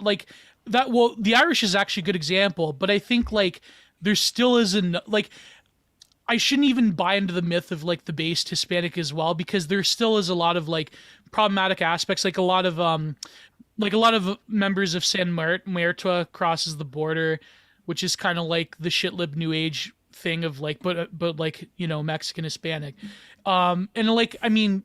But I do think there is a case to be made. I mean, I don't know what you think about this, Prudentialist. We also have Evie in the chat, my good friend, and we also have Barry Weiss says my DMs are open, Geo with a kiss. We also have Moral Outrage Prophet. I think I already said him. Chris Alton also showed up. So yeah, Prudentialist, what do you think of the based Hispanics? Well, as someone who works tentatively with the outer party, and this is why I do things anonymously, to me, this is what blew my mind about the 2020 election, is that you spent so much bloody money trying to get a voter base that has not really swung to the right since the times of FDR. To me, that seemed fruitless, where every time you see someone like Joe Biden talk to like black leaders in America, they're always like, listen, like we're going to be a multiracial society. Like whites aren't going to be the majority. You're going to have to learn how to get along with Hispanics. Yeah. And he's kind of talking in coded language about the underpinning racial tension between interminority groups in America. Yes. And it's just like, what, and there are like, you'll get your sort of like George Will types or whatever that kind of talk about the Hispanic aspect of it. And there's something there, but you need to brand it in the correct way. Yeah. Where the Trump was the kind of the perfect guy to do it in a society that already has its own ethnic racial hierarchy, thanks to the history of the encomienda system. You have the trajectory where most Hispanics that come into the country that are Catholic eventually become evangelical Christians or lean in that direction by the third generation. And you saw what happened in the Rio Grande Valley in the 2020 election, this huge swing to the right that had never been seen. And it's kind of been holding in local elections. And no one does this. And even in Hispanic majority areas for the Republican Party, what it is that it's normally like white boomers that retired there like 40 years ago. And then you have sort of these like middling 40, 50 working class guys that are pretty much telling other Hispanics, go back where you came from. And it's just this awful back and forth cycle. But if you were to get organized and pull your head out of nowhere, it would be a viable electoral strategy. And unfortunately, you have it's the ongoing like dilemma, right, of the Republican Party. You know that the white identity politics works. The question becomes, it's not going to work forever, right? And how do you translate that message into something else where you get that magical sort of, interspersed between blue left voters? That's where you need to go, not this stupid mythical fusionist libertarian vote that's going to somehow swing the GOP to victory, because that never works. Never happens. What does fusionist mean? What does fusionist mean? Oh, that's the old. You go on, Prudentialist. Yeah, sure. So like fusionist is sort of the idea of sort of combining this coalition after like the New Deal hard right people died. So after like your Garrett Garretts and such are gone, right? It was this idea that you could combine this sort of market-oriented, libertarian free market, the individual, freedom away from the state, but base it in sort of like the Christian and social traditionalism of the old right. And that's where you sort of saw this sort of neoconservative boom out of the Buckleyites, out of Reagan, out of, normie cons today. They're like, I don't want the gays to get married, but I also want my low taxes and my guns, and I want to be left alone. And you want your low tax, but unfortunately low taxes passed away. Well, yeah, right. and that's the big debate. It's like the debate over government size is over. It's how you use government. And I think that the right is finally figuring that out in the mainstream. I know you're not going to like this, Lev, but Keith Woods had a great video that it's only on Odyssey because he points out that fusionism, I think you know where I'm going with that, but like why it's only on Odyssey. But like it was a good video in the sense of like they were like people like Buckley were basically gerrymandering the Republican sort of voter base towards like trying to fuse, and I hate to say it, but even the Straussians did this as well in academia, like trying to fuse different disparate parts that have no business being together, like fucking Goldwater, like libertarianism with like evangelical Christians that think Harry Potter is evil, which Harry Potter is evil, but go ahead, Lev. No, you know what? I actually couldn't agree more with that weird-ass fusion. I remember going to this one charity. It's not a ball, necessarily. It was like an event. This charity event for a hospital in Israel. And I know, Gio, your eyes are going to start to light up right now. And one of the people who was in attendance was... Yo, sup, what's up? Actually, I want you to guess. Who was in attendance? Who do you think was in attendance? Of a charity hospital for Israel? Yeah, who do you think was in attendance? Someone that I would know? Yeah, well, a politician. Oh, it has to be like someone like Come on. You can do it. Well, the Republican Party? Yes, you're getting warmer. Oh, the Bushes, right? No. Oh, Prudentialist, you want to take a... And this is in New York? Hey, Gio's dad. Yes, this was in New York. He says hi. I would imagine Rudy. Lev. No. New York? All right. Yeah. Talk to my anti-Semite son. Shut up! Don't say that. When are we? Don't say that. Hold on, Mr. Pennacchietti. When are we doing the Israel debate on Patreon? I want to do it. He wants to do it soon, so I don't know. We have to. I have to set up his. Wait. Could you get your dad on the camera? Just I want to see if he already spoke. Come here. This is gonna be great. No, don't get him on the camera. Oh, I really want to feed my cats. What do you want? Hey, Mr. Pennacchietti, how are you? Did you hear me? Yeah. Yes, I did. I would love to do a Patreon-only stream with both of you talking about Israel. Patreon I would love only. to. Yeah, I would love to make that happen. Whenever you want to set it up, let me know. Maybe next Absolutely. week. I don't know. So, okay, I'll tell you who it was. Talking about how the Israelis have funded Republican fusionism and bullshit. Buckley. He used to watch Firing Line back in the day. I like Buckley. Oh, of course you do. He used to watch Firing Line back in the day. I did. No, okay, I'll tell you who it was. I'll tell you who it was. Okay, because you're not gonna guess. It's from gonna New be, York. I don't. Who No. She's not from New York, but she traveled to New York. Nikki Haley? No. Guess again. See, now it's a little bit easier, Nancy isn't it? Reagan? I don't know. No. Okay, I'm gonna tell you. It's Michelle Bachmann. Oh, I know. Oh. Of course. Of course. So I got How'd to you meet say it? I got to meet Michelle Bachmann, and I got to meet her husband Marcus Bachmann. You know the the very closeted, very anyway. And he looked kind of nervous. He looked kind of nervous when he he looked kind of nervous when he saw me because I was the only one there not wearing a yarmulke and not wearing a suit. Oh and shit! He yarmulke and I had you. and I had no, he wasn't wearing a yarmulke. I'm talking about I was the only Jewish person there not wearing. But anyway, yeah. But anyway, I had long hair at the time. They're all like neocons that are giving money to Israel. Yeah, no, they're all as a Jew, they're looking at you like a piece of meat, pretty much. But here's where I wanna get to with this. Oh, they didn't have water? The impression that event made on me, just the way that they spoke, is that I genuinely believe that a lot of Jewish people who are in support of Israel, as well as a lot of Israelis, they are the worst at propagandizing. They are the worst at making a case for themselves, because the people that they align with, like fucking Michelle Bachmann, it's incredibly cringe. They don't know. Yeah. Surprisingly, that is the one skill that I would say the Jewish people are not good at least in these regards. At least in regards to Israel. At least in regards to Israel, they just really sell it very badly. Anyways, I started the Palestinians make their case a lot more sexier, which is why a lot of romantically inclined people like yourself, Gio, are more attracted to it, because there's more romance in the salesmanship. But anyway, yes, there is. God. Well, for other reasons, but no, that's pretty much the only reason. But anyway, I think that we were talking about we'll save it for the debate about the Rittenhouse thing. I think that the normal talking points, they're so fucking played out by now. The whole thing about it's very strange how this case has become part of the framework of hyperreality. That one tweet I had today that blew up about the boomers rising up in the boomer day. What would you call it? The boomer day of the rake or whatever. No, Day of the Pillow. Day of the Pillow. The Wojak thing you posted next to that guy's tweet about what they think the right's going to do. Yeah, what's going to happen when the right-wing boomers that watch Fox News, the low-IQ Fox News boomers, he said, are going to rise up and do this sort of Day of the Rope or something. I don't know. It's what the fuck?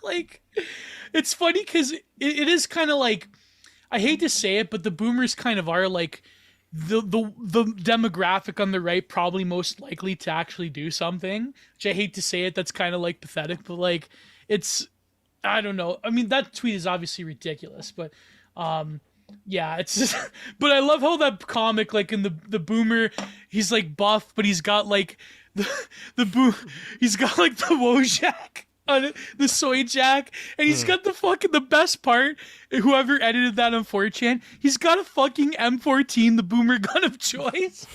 He's got a 1911, was it 19, a 1911 in his fucking, on the sidearm. Two of the boomer guns. 9/11 stops the body, but 45 ACP stops the soul. Yeah. Oh, and there was this one guy on Twitter, he tweeted that 9/11 also got rid of a bunch of P words, but we don't care. We don't say it's Gio, good. you're undoing all the work that I put into the beginning of the stream to actually code it. But anyway, well, we kind of said lost P it word. after. Yeah. What P word? What P word? Well, don't say it, but never mind. Don't. It was a great tweet. All right. But anyways, Prudentialist, what have you been seeing? First of all, I think he shouldn't have taken the stand, but he was pretty good on it. But making fun of him crying and shit. Here's the thing: if you were in that situation where you had to defend yourself, I mean, a fucking grown ass police officer that's had to take someone out. They've cried on the stand in terms of testimony. So like giving this fucking 17-year-old kid, like, I just think like it's just so fucking stupid. You got fucking LeBron James, like Lau Gao James, LeBron James Lau Gao Maing to the Uyghurs in prison and other things in China, like making fun of this. I don't know. It's just fucking. Sorry, my brain is melting down. You're fine. I'm in the same position, right? But like, think about the fact that if you've ever seen any sort of cops that get into a situation where deadly force is used, your brain goes absolutely nuts. And the biggest thing that they'll tell you in like a concealed carry course is that the discipline is necessary, because if not, you're gonna empty out your magazine and you're not going to be accurate. You're not going to take down your threat. And you see that a lot with cops. That's why so many bullets get used in police shootings, because in a fight or flight situation, you will mag dump. You'll mag dump because you're scared for your life. And the fact that by some miracle of God, this kid from Antioch, decides to, only how symbolic. Yeah, I know, right? How symbolic. Decides to, in the nick of time, have his round, everything for how it played out. And he cleared out a barrel charge too. Yeah. He was literally a few like moments away from death. Yeah, he like did all of that, which that's another thing. But I think to me, I know this is a normie take, but the media and its response has been absolutely ghoulish. Like even that one example of Al Jazeera implying that the cops were working with white supremacist groups. It's like, what kind of fever dream? It's hard for me to care what Qatari state media says. Yeah, exactly. But the fact that these people are we not surprised after every trial that's ever happened in some sort of political event? And I think while there's huge debate over whether or not he should have taken the stand. We weren't there for jury selection. And this is the biggest thing. Right. In my undergrad years, I worked as a legal assistant, and I eventually became a litigation paralegal. Yeah. Jury selection is by far the most important part of any trial that you go to, civil, criminal, whatever. And I know there's a lot of white women on there. We don't know anything about their, voting patterns, their college education or not. If you're trying to portray a sympathetic character, I can see why you would do that. And the fact that he was incredibly well composed, both with the prosecution and with his own defense attorneys, tells me that they were incredibly good at witness prep. Sorry, go ahead. No, go ahead. No, I was going to say with the white women, I know, like, I had that tweet about how they're the first, like, postmodern demographic, because it's like everyone hates them. Us on the right, we hate him for cucking out. Us on the left hates him for, I don't know, siding with the evil racist white men. But it's funny because I think in terms of the sympathy aspect of it, I think his defense lawyers, they knew right off the bat that if you have, like, not even just white women, but women in general, I think like all the media storm of like fucking, who is that fucking ghoul from MSNBC, MSLSD, Joyanne Reed, blah, blah, blah. The racist. Exactly, the racist. But the black woman that stereotypically hates gays and gets away with it. And she didn't get canceled for it, yeah. She said like, oh, crocodile tears. I think when it comes to in the moment, those white, like, doesn't matter, white women, black women, whatever, when they see that kid like showing genuine remorse, but without saying that, oh my God, I'm very sorry I had to do it. But like where he's showing remorse, he's like, I had to do it. There's no other choice. I was running to the police. I think that's really going to win over those jurors, because it's not like they have to ignore the media bullshit. It's more of like, this kid went through a lot. Which, I mean, come on, like, if you went through that when you were, like, I couldn't imagine when I was 17 years old doing that, like, having that amount of By the way, this is Joyanne Reed over here from MSNBC. I like how her picture kind of looks like an Orthodox icon. It has they did that intentionally. I'm sure the halo there. And it makes me upset. But I think, I just want to read real quick over here. It says, this is like a little interview thing with her, and it says, who is your plus one? And she says, if we're talking about what I do as a public information conveyor who tries to represent for women of color, I have to have a +3, and then in parentheses, sorry to break the rules. And, here her +3. Corinne Jean-Pierre of MoveOn.org. Tiffany Cross of The Beat DC. I don't know what that is. Maria Teresa It's Kumar. a black-owned paper. Maria Teresa Kumar of Voto Latino are phenomenal in articulating the needs and priorities of black and brown women while actually working on the ground to make change happen. I would love to have one of them or Joyanne Reed join us on BTR with Hotep Sophia. Yeah. I think that would be... Oh my god. Delightful. Was it Joyanne Reed that recently tweeted about how like the reason that the Americans dropped nukes on Japan was because they had to like justify the research program to make the nukes instead of was it her or was it someone else? You saw that tweet, right? No, I did not. I'm gonna hopefully assume it was somebody else, but I think I know that Lev wants to kind of hurry things along. I'll give my final take here. Is that you got to go eat and shit? That's what you said, right? Yeah. I didn't say not in that order, but So you said I got to go eat shit. So I assume there was like an and. Because it's 9 o'clock already. I don't know. I'm just fucking with you. Yes, I know. Eating shit. Yeah. They say the best thing a man could ever have is a shit shower and shave. So. Amen. Yeah. But I spent all day yesterday kind of like retweeting things and watching it closely. And I didn't do nearly as much. I think I stopped entirely today. And the reason why is because as much as we're getting up about this, the best take that I saw was as much focus as the prosecutors are getting, they are pawns in a much larger system. And I think that's what you need to start focusing on, is looking at this both culturally and structurally.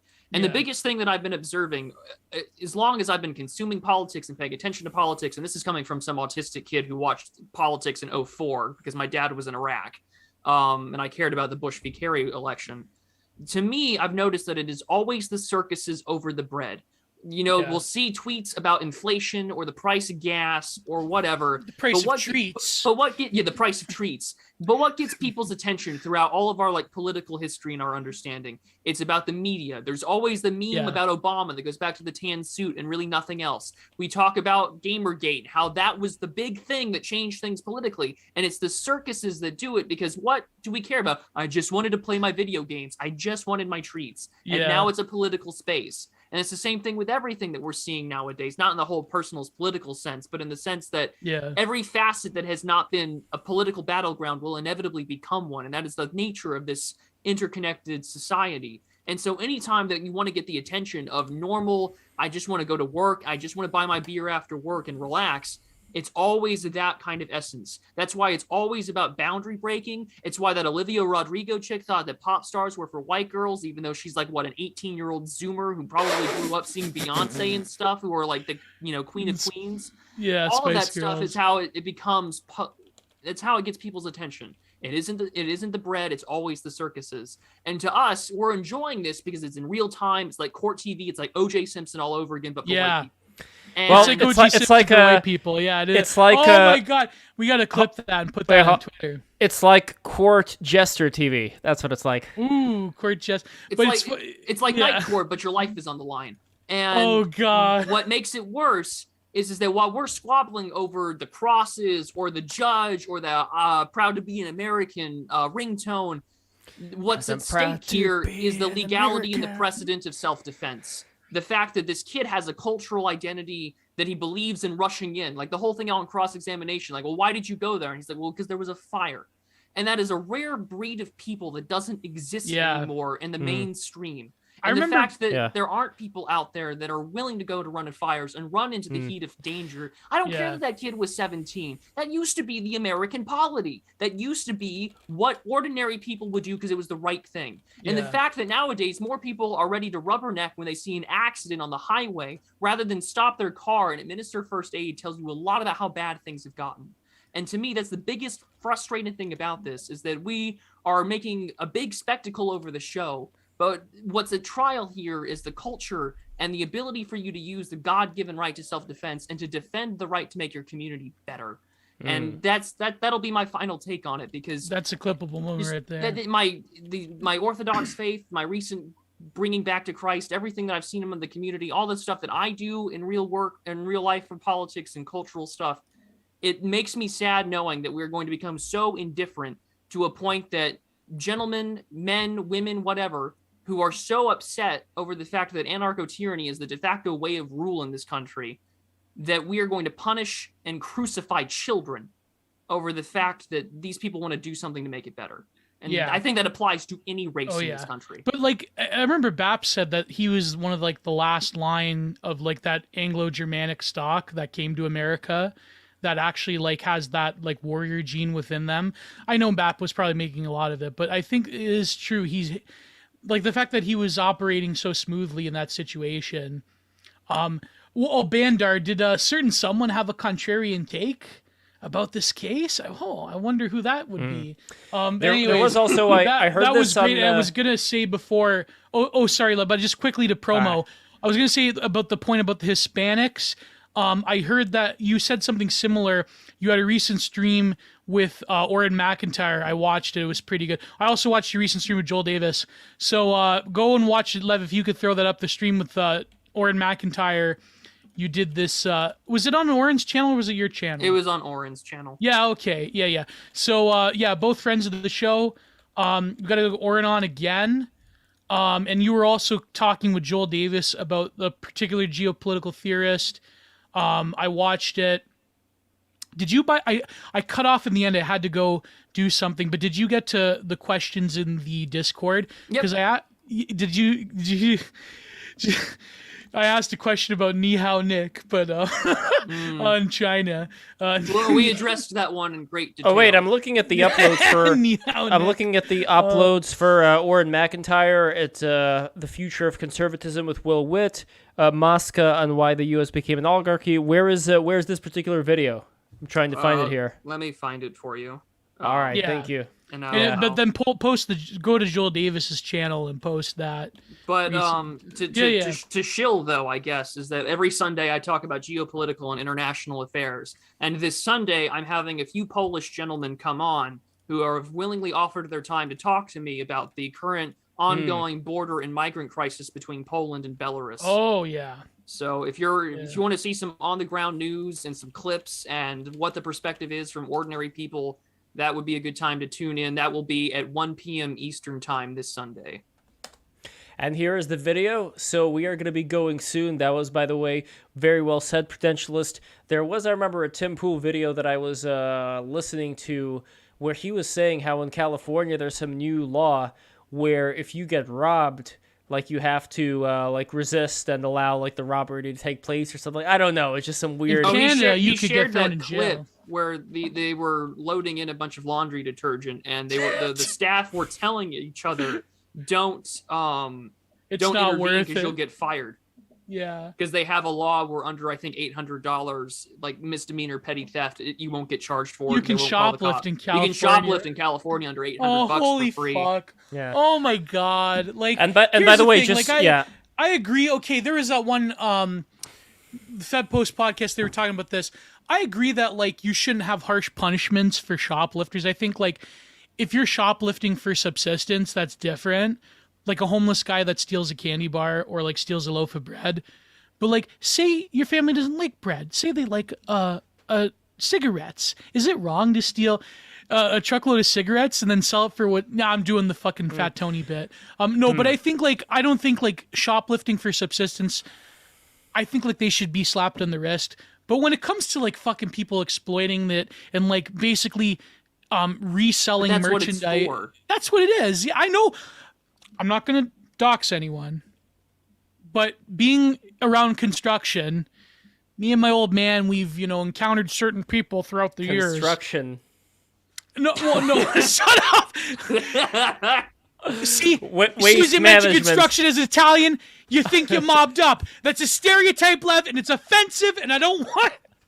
That was the car ride with Tony and Meadow after he killed the rat. I'm really watching this. Oh, I love the one moment where he's like, "Good morning, rat," and he fucking chokes him up. No, but like, okay. And I got to the episodes I've known some people today who have lifted some shit. Yes. And that's what it's for. When you see them with laundry detergent, it's so they could sell it at at cost rate to offense. And there's people that actually do that. It's not just like jewelry and construction equipment, like actual commodities like laundry detergent. You wouldn't believe how many fucking people steal this shit and sell it to like shady business people. It's happened. You shoplift for laundry detergent. I shoplift for raw milk. We're not the same. Cream Wizard says the farm there.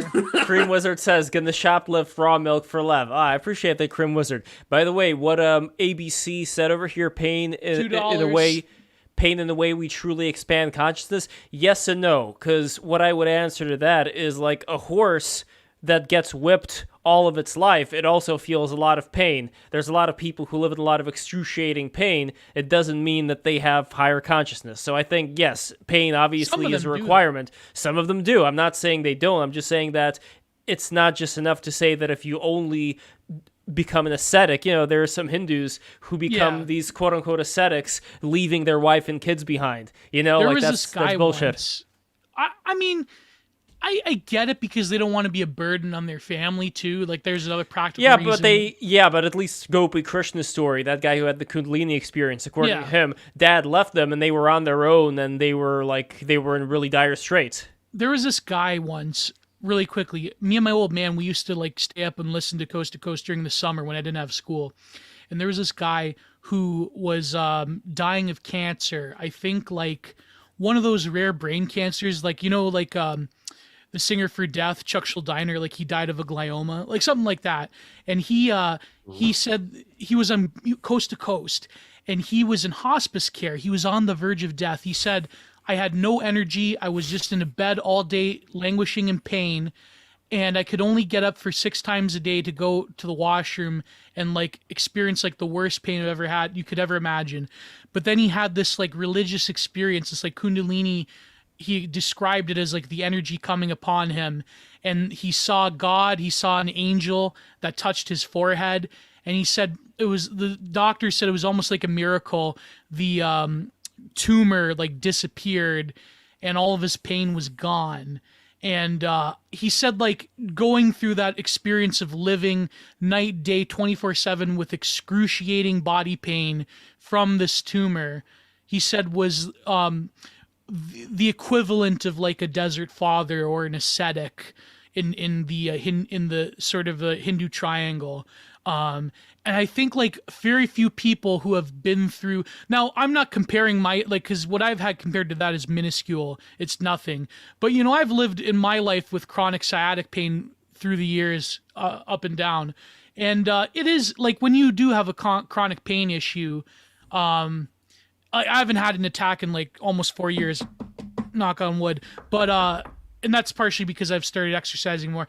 But it's like I think when you do live with chronic pain, it inflicts a sort of weird destructive cancer upon your psyche mentally. Because I wanted to do a video, but I wonder if it would be too raw about anxiety, because you have this anxiety when you're through the hump over having a bout of chronic pain.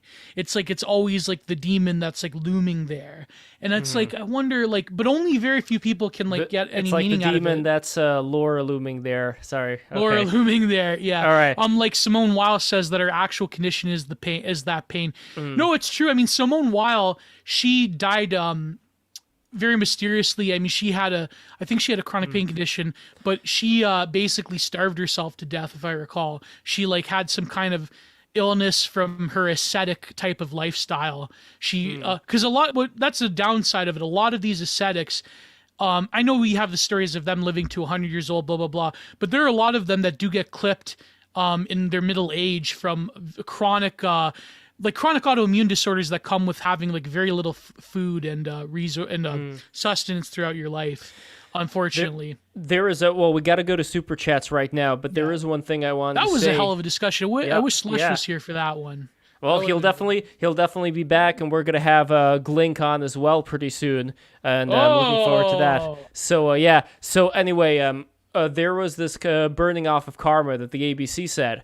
It's interesting. I had a talk a while back with somebody who I consider to be incredibly wise, and I think I may have gotten an answer to this weird conundrum I've had about the whole Robert Seffer, UFO, like all that stuff, Operation High Jump, because my whole thing is, and I know some people are going to be like, cope, whatever, fuck you. I think that what may have happened there is similar to what happened to the proverbial Adam and Eve after the fall, wherein if you are at a certain state of like the humanity that we're in right now, the zone that we're in right now, we're used to this. We're used to being in this kind of, oh, God damn it again with this fucking... I'm removing it. Thank you. When we're in this protective layer of like this protective egg of what we know to be life. And then all of a sudden, imagine that shell being removed and we have to endure a kind of consciousness, a kind of life that's very alien to whatever we're used to, so much so it's like the transition from Adam and Eve living in paradise to having to earn by the sweat of their brow the food. So imagine if you were just like transitioning from living in this very comfy state to now having to be exposed to a lot of this hardship. Like, eventually you get used to it, but like at first it would be like very, you know what I mean? Well, I don't know if you get used to it, because a lot of it because there is a before and after, and that kind of sticks in your mind. I can tell you, like, during the time I was waiting for a transplant, that mental change, right? That you are, X number of steps away from dying, and you are very much aware of what you have to do to live, and from the diet and the fluid and the pills. And even then, when you transition and you do like at-home dialysis, and you're literally filling a cavity in your body with like sugar solution to pull the shit out and then take it out somewhere. Yeah. That comes with an intense amount of pain, from cramping to just your body trying to get used to this filling, and you're aware of it all of the time. And there is that, but you're right, there is that transition where you're like, this is not your life anymore, and you have to get used to it. Yes. If not, you will not succeed. But that psychic pain, in memory at least, stays with you, because even now I live a relatively normal life. I have my kid works better than ever. I take like pills all the time to live, right? But that's it. I can do whatever I want, more or less. But you are always aware now in the back of your mind, whether you transition out of it or you don't, you are always aware of it in the back of your mind. This is what mortality feels like. This is what pain feels like. And life will never be the same because you are permanently aware of what that is. Did you have... go on, Gio. Well, I was going to ask, like, did you have any... Fuck, Lev, go ahead. Well, the example that Prudentialist talked about, that's actually a very good example of the analogy that I'm bringing here. Because imagine what you said right now, that type of psychological feeling, not just psychological, physical in your case as well, but just this kind of transition before and after, in terms of another layer of the onion being peeled from what people are able to experience in terms of what exactly is out there. Because we are used to this physical reality, but then let's say a layer is taken off and we are exposed to the other side. The side that, let's say, for most humans, in the form that we're in, we're just not ready for. Like, we should not be exposed to certain things before we're actually ready to experience it.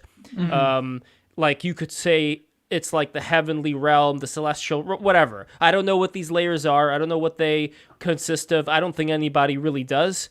Maybe some people have come close to understanding it, but just this idea that there is this other layer of the onion. The reason why I'm combining that with, let's say, Operation High Jump and this whole idea of what happened after World War II with the Nazis is the idea of one way that this whole thing could have balanced itself out is that those people who have done those horrible things during and before the war, now all of a sudden, are they really just going to be with the aliens, just chilling out? Or has the layer been prematurely lifted from them, wherein now they are going to have to work that much harder and experience that much more severe of a condition in order to actually keep up with whatever life they're living in right now in comparison to ours? I don't know if this makes any sense. I'm trying to be as clear as I can. Lev? Who? You could probably apply that to Kyle Rittenhouse, because I bet you that experience of what he went through at close range, in near death, I bet you that stripped away some layer of comfort in his consciousness. Of definitely, he is not going to be the same in the way that you're trying analyze, putting out your analogy. If he manages to be, someone asked like, what could we do for him?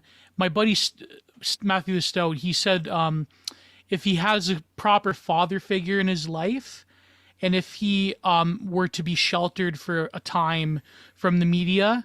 And if he moved, especially he has to move. I mean, that's just for safety, practical reasons. If people were around him to guide him, I think that Kyle can produce some really great works. I don't know what that could be, maybe in politics, or maybe not politics, but I think he could have a bright future if he's given the right guidance. But unfortunately, I think... Turning Point USA, do we see that in this future? Oh, God, maybe not. I was hoping like a nice, quiet life on the farm. That could be it. But like, because I think that for the time being, his public life, until things change dramatically, I think his public life is over. I think it's unfortunate that they will never, like, unless there is a viable counter movement, I think the media, they're not going to let him be unless he changes himself or changes the people around him. But anyways, so Prudentialist, so you probably suffered from the effects of having a failing kidneys. Did you experience like jaundice and all those type of so leading up before I figured out what it was, you get a real awful pain in your gut from uremia, the bacteria build up in your body and system, where you're literally not able to down anything or food or water. You're gonna just throw it up right after. And I thought when it was a GI issue originally, when I went to the hospital, they're like, "Oh no, buddy, it's over." Oh fuck. But I mean, what comes afterwards, right, is that when they start you out on dialysis, and of course it's hemo at first, and you were feeling like sick as hell because you were literally going through detox, right? Yeah. And then eventually they'll put you in a system and you'll feel fine. But there is that constant.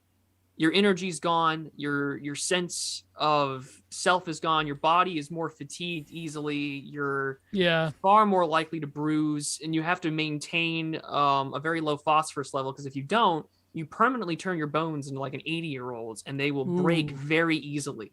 Yeah. And so, but I think to me what was the most terrifying thing is because I was the youngest person at that center, and I would watch time and time again a lot of older people just give up.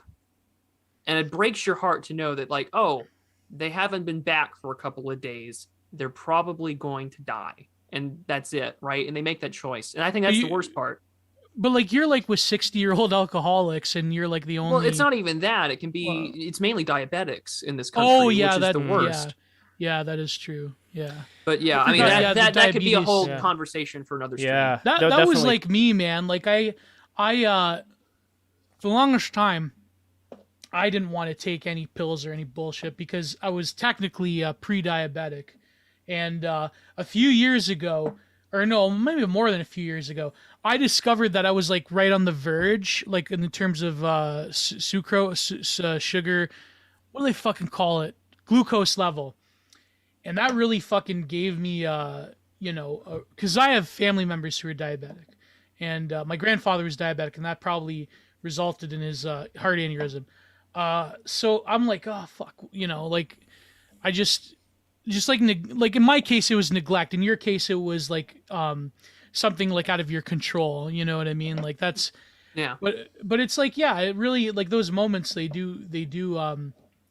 make you think about like, ah shit, I don't want to live like this forever.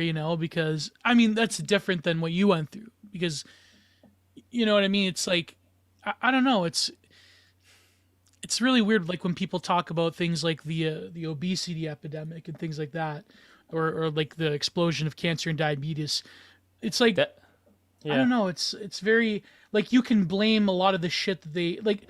This is what I don't get. Like, okay, you can blame. It is largely self-control, or it's like the decisions that you make in life, but it is like the fact that the vast majority of people are being exposed to God knows what type of toxins and chemicals. Like we know the date. We know the exact date when America became the fattest nation in the history of the earth. It was 1990. That we know the year. What happened there? Like that, like any medical researcher, any scientist, that could be that could be like fucking Jonas Salk discovering insulin. He discovered insulin, or was it no? Banting and Best discovered was insulin. a polio vaccine. Yeah, polio. Yeah. It was the Banting and Best that discovered insulin. That could be like to solve the obesity crisis. Could be something. But I think that they know what's up. I think that the glowies, the globalists, they know probably what it is. But like along the cycle, if you will, I think that a lot of people just make too much money on like either the chemicals that they're producing or the farm subsidies. Think of all the corn. My God. Medical costs. Whatever the regime comes next, farm subsidies, the corn subsidies, all that has to go. It's got to go.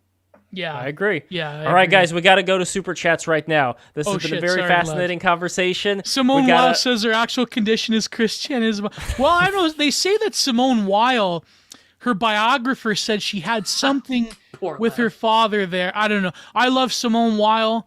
I don't want to cast aspersions. She was a daddy's girl. Put it. But last thing I'll say before Super Chats, Gio, if you want to continue like this like death mortality discussion, we should set up a stream. Yeah, I was saying like me and you and maybe T.A. Jackson could do a canon stream, but I think that's probably more interesting. We could set up a stream. We should do that. Sounds good. So, yeah. So here we go. Super Chats. Off to Super Chats. We got okay, Cat Girl Milk, Canadian $5. Get the gamers on audiobooks. I already said that, but I want to say it again because why not? Someone said Spotify. If we have a Spotify playlist, we do. Are on Spotify. We are on Spotify. Yeah. BTR is on Spotify. So here we go. Corn subsidies. And he spelled it with a reverse. Corn subsidy. Oh. Hey, Jonathan Davis, man, he needs ABC dreadlock cream. ABC 1 to 3, $2 free Kyle. Then the hashtag, which I'm probably not going to read for algorithmic reasons. Catgirl Milk, $5 Canadian. Has anyone here read Snow Crash? I've heard of Snow Crash. I've never read it though. I want to read it. Next we have Croin Kicks, $10. Well, we're sorry, Almighty Algorithm, have mercy on us for our sins. Then we have $2 ABC. Geo, when power lift meet. Ooh, yeah. Power lift meet. I'm gonna get Charles on soon. I'm working on it. To Bunder's comment. Another ABC, calf raise 60.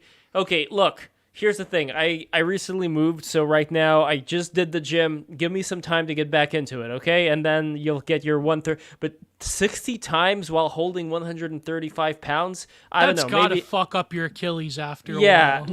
No. Something's wrong I don't here. recommend that. No. This is like the 4chan posts about growing your own crystals, okay? This is like some deceptive shit. Oh, that's amazing. Oh, I wonder if a guy fell for that. It's like ammonium and bleach. That was like the King of the Hill episode where Peggy had to pay homeless guys to collect all the fucking papers because she recommended mixing ammonium and bleach. By the way, for those who don't know, that makes mustard gas, the shit they used in World War I. No, that's not true. It doesn't. I wish it did because that would be funnier. But no, it makes some other kind of gas. Oh, a derivative. It causes you to get sick, but not to. It's not recommended. Don't do it, please. Yeah. Don't do it. All right, next, another ABC. Geo, if I buy you Rogue calibrated plates and Ohio barbell, when power lift meet? Oh, if you, if someone legit went out of their way and bought me equipment, you better bet I'd fucking use it. Jesus. Yeah. All right, so next one over here. Another ABC, you are amazing. Thank you so much for all these. ABC $5. Geo, I already read that. Never mind. Next, finally, another one. No, another one from ABC. I have a geopolitical gang mentality, but Geo is GIO. So. There we go.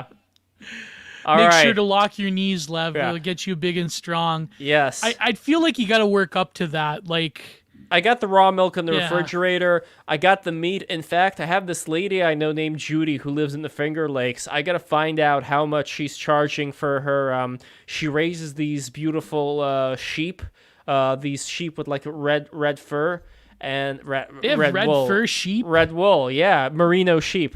Merino, oh my God. Let me see. I could find a picture of what they look like. This is crazy. Merino sheep red. Let's see. I got to go to her Facebook, so give me a second. I got to go into Boomer Buck over here. But anyway, she said that she was recently in New York City, and she basically says, like, it really sucks because all her favorite places aren't there anymore. It's a shadow of its former self. I agree. New York City sucks right now. I don't know what the fuck Steve Dean was talking about when he was like, oh, no, it's not violent, and no, it's like, it's so nice. It's like, what's going on, dude? Come on, let's be honest here, okay? Something's wrong. Yeah, R.I.P. Stobe the Hobo. R.I.P. I watched hours of Stobe the Hobo. I watched his whole thing when he came out, when he went right across Canada. That they actually banned him from Canada, but he died tragically. He died doing what he loved. He's in heaven right now. R.I.P. Stove the Hobo. Does BTR guest suggestions? Forrest Anon would be interesting, but I don't know. He's able to do a podcast. He's a homeless. I'm sure he could probably go to a public library and maybe set up something. You know what's funny? One year I went to the Summer Slaughter tour. I think I went like 2 or 3 years. And one of the headliners was Decrepit Birth. And Decrepit Birth is a really amazing California tech death metal band. And their singer, Billy Robinson, is it Billy Robinson? I met him. I actually have his autograph. He lives homeless by choice in California. And he just like basically travels to their studio in San Francisco, but he lives in like the hills of San Francisco. And he like has this whole thing. Like, so he's like the original like people that choose to be homeless. Like he's one of the people that like, you know, but so oh man, maybe we should get some more musicians on, Lev. That could be an idea. Absolutely. Well, I tried to get Ariel Pink. Let me see if we can still do that one. Yeah. Hold on. I'm searching for a good photo of these sheep. Here's a nice one. Look at these. Look how cute they are.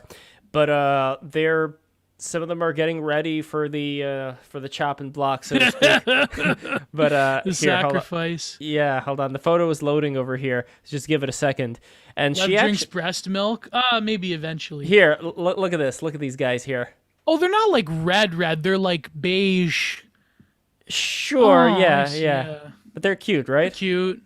Yeah. My uncle, his brother, has a sheep farm, and it's funny because when you go there, they do sound different. They like it's like they have their own unique voices. It's really crazy when you like hear them get like for feeding time. It's like it's like they communicate like people. It's cows really are the weird. same way.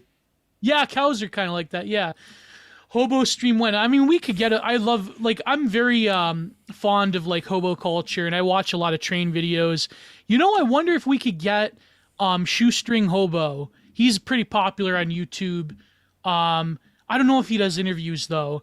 But like him, a lot of other people like Stobe was obviously the best.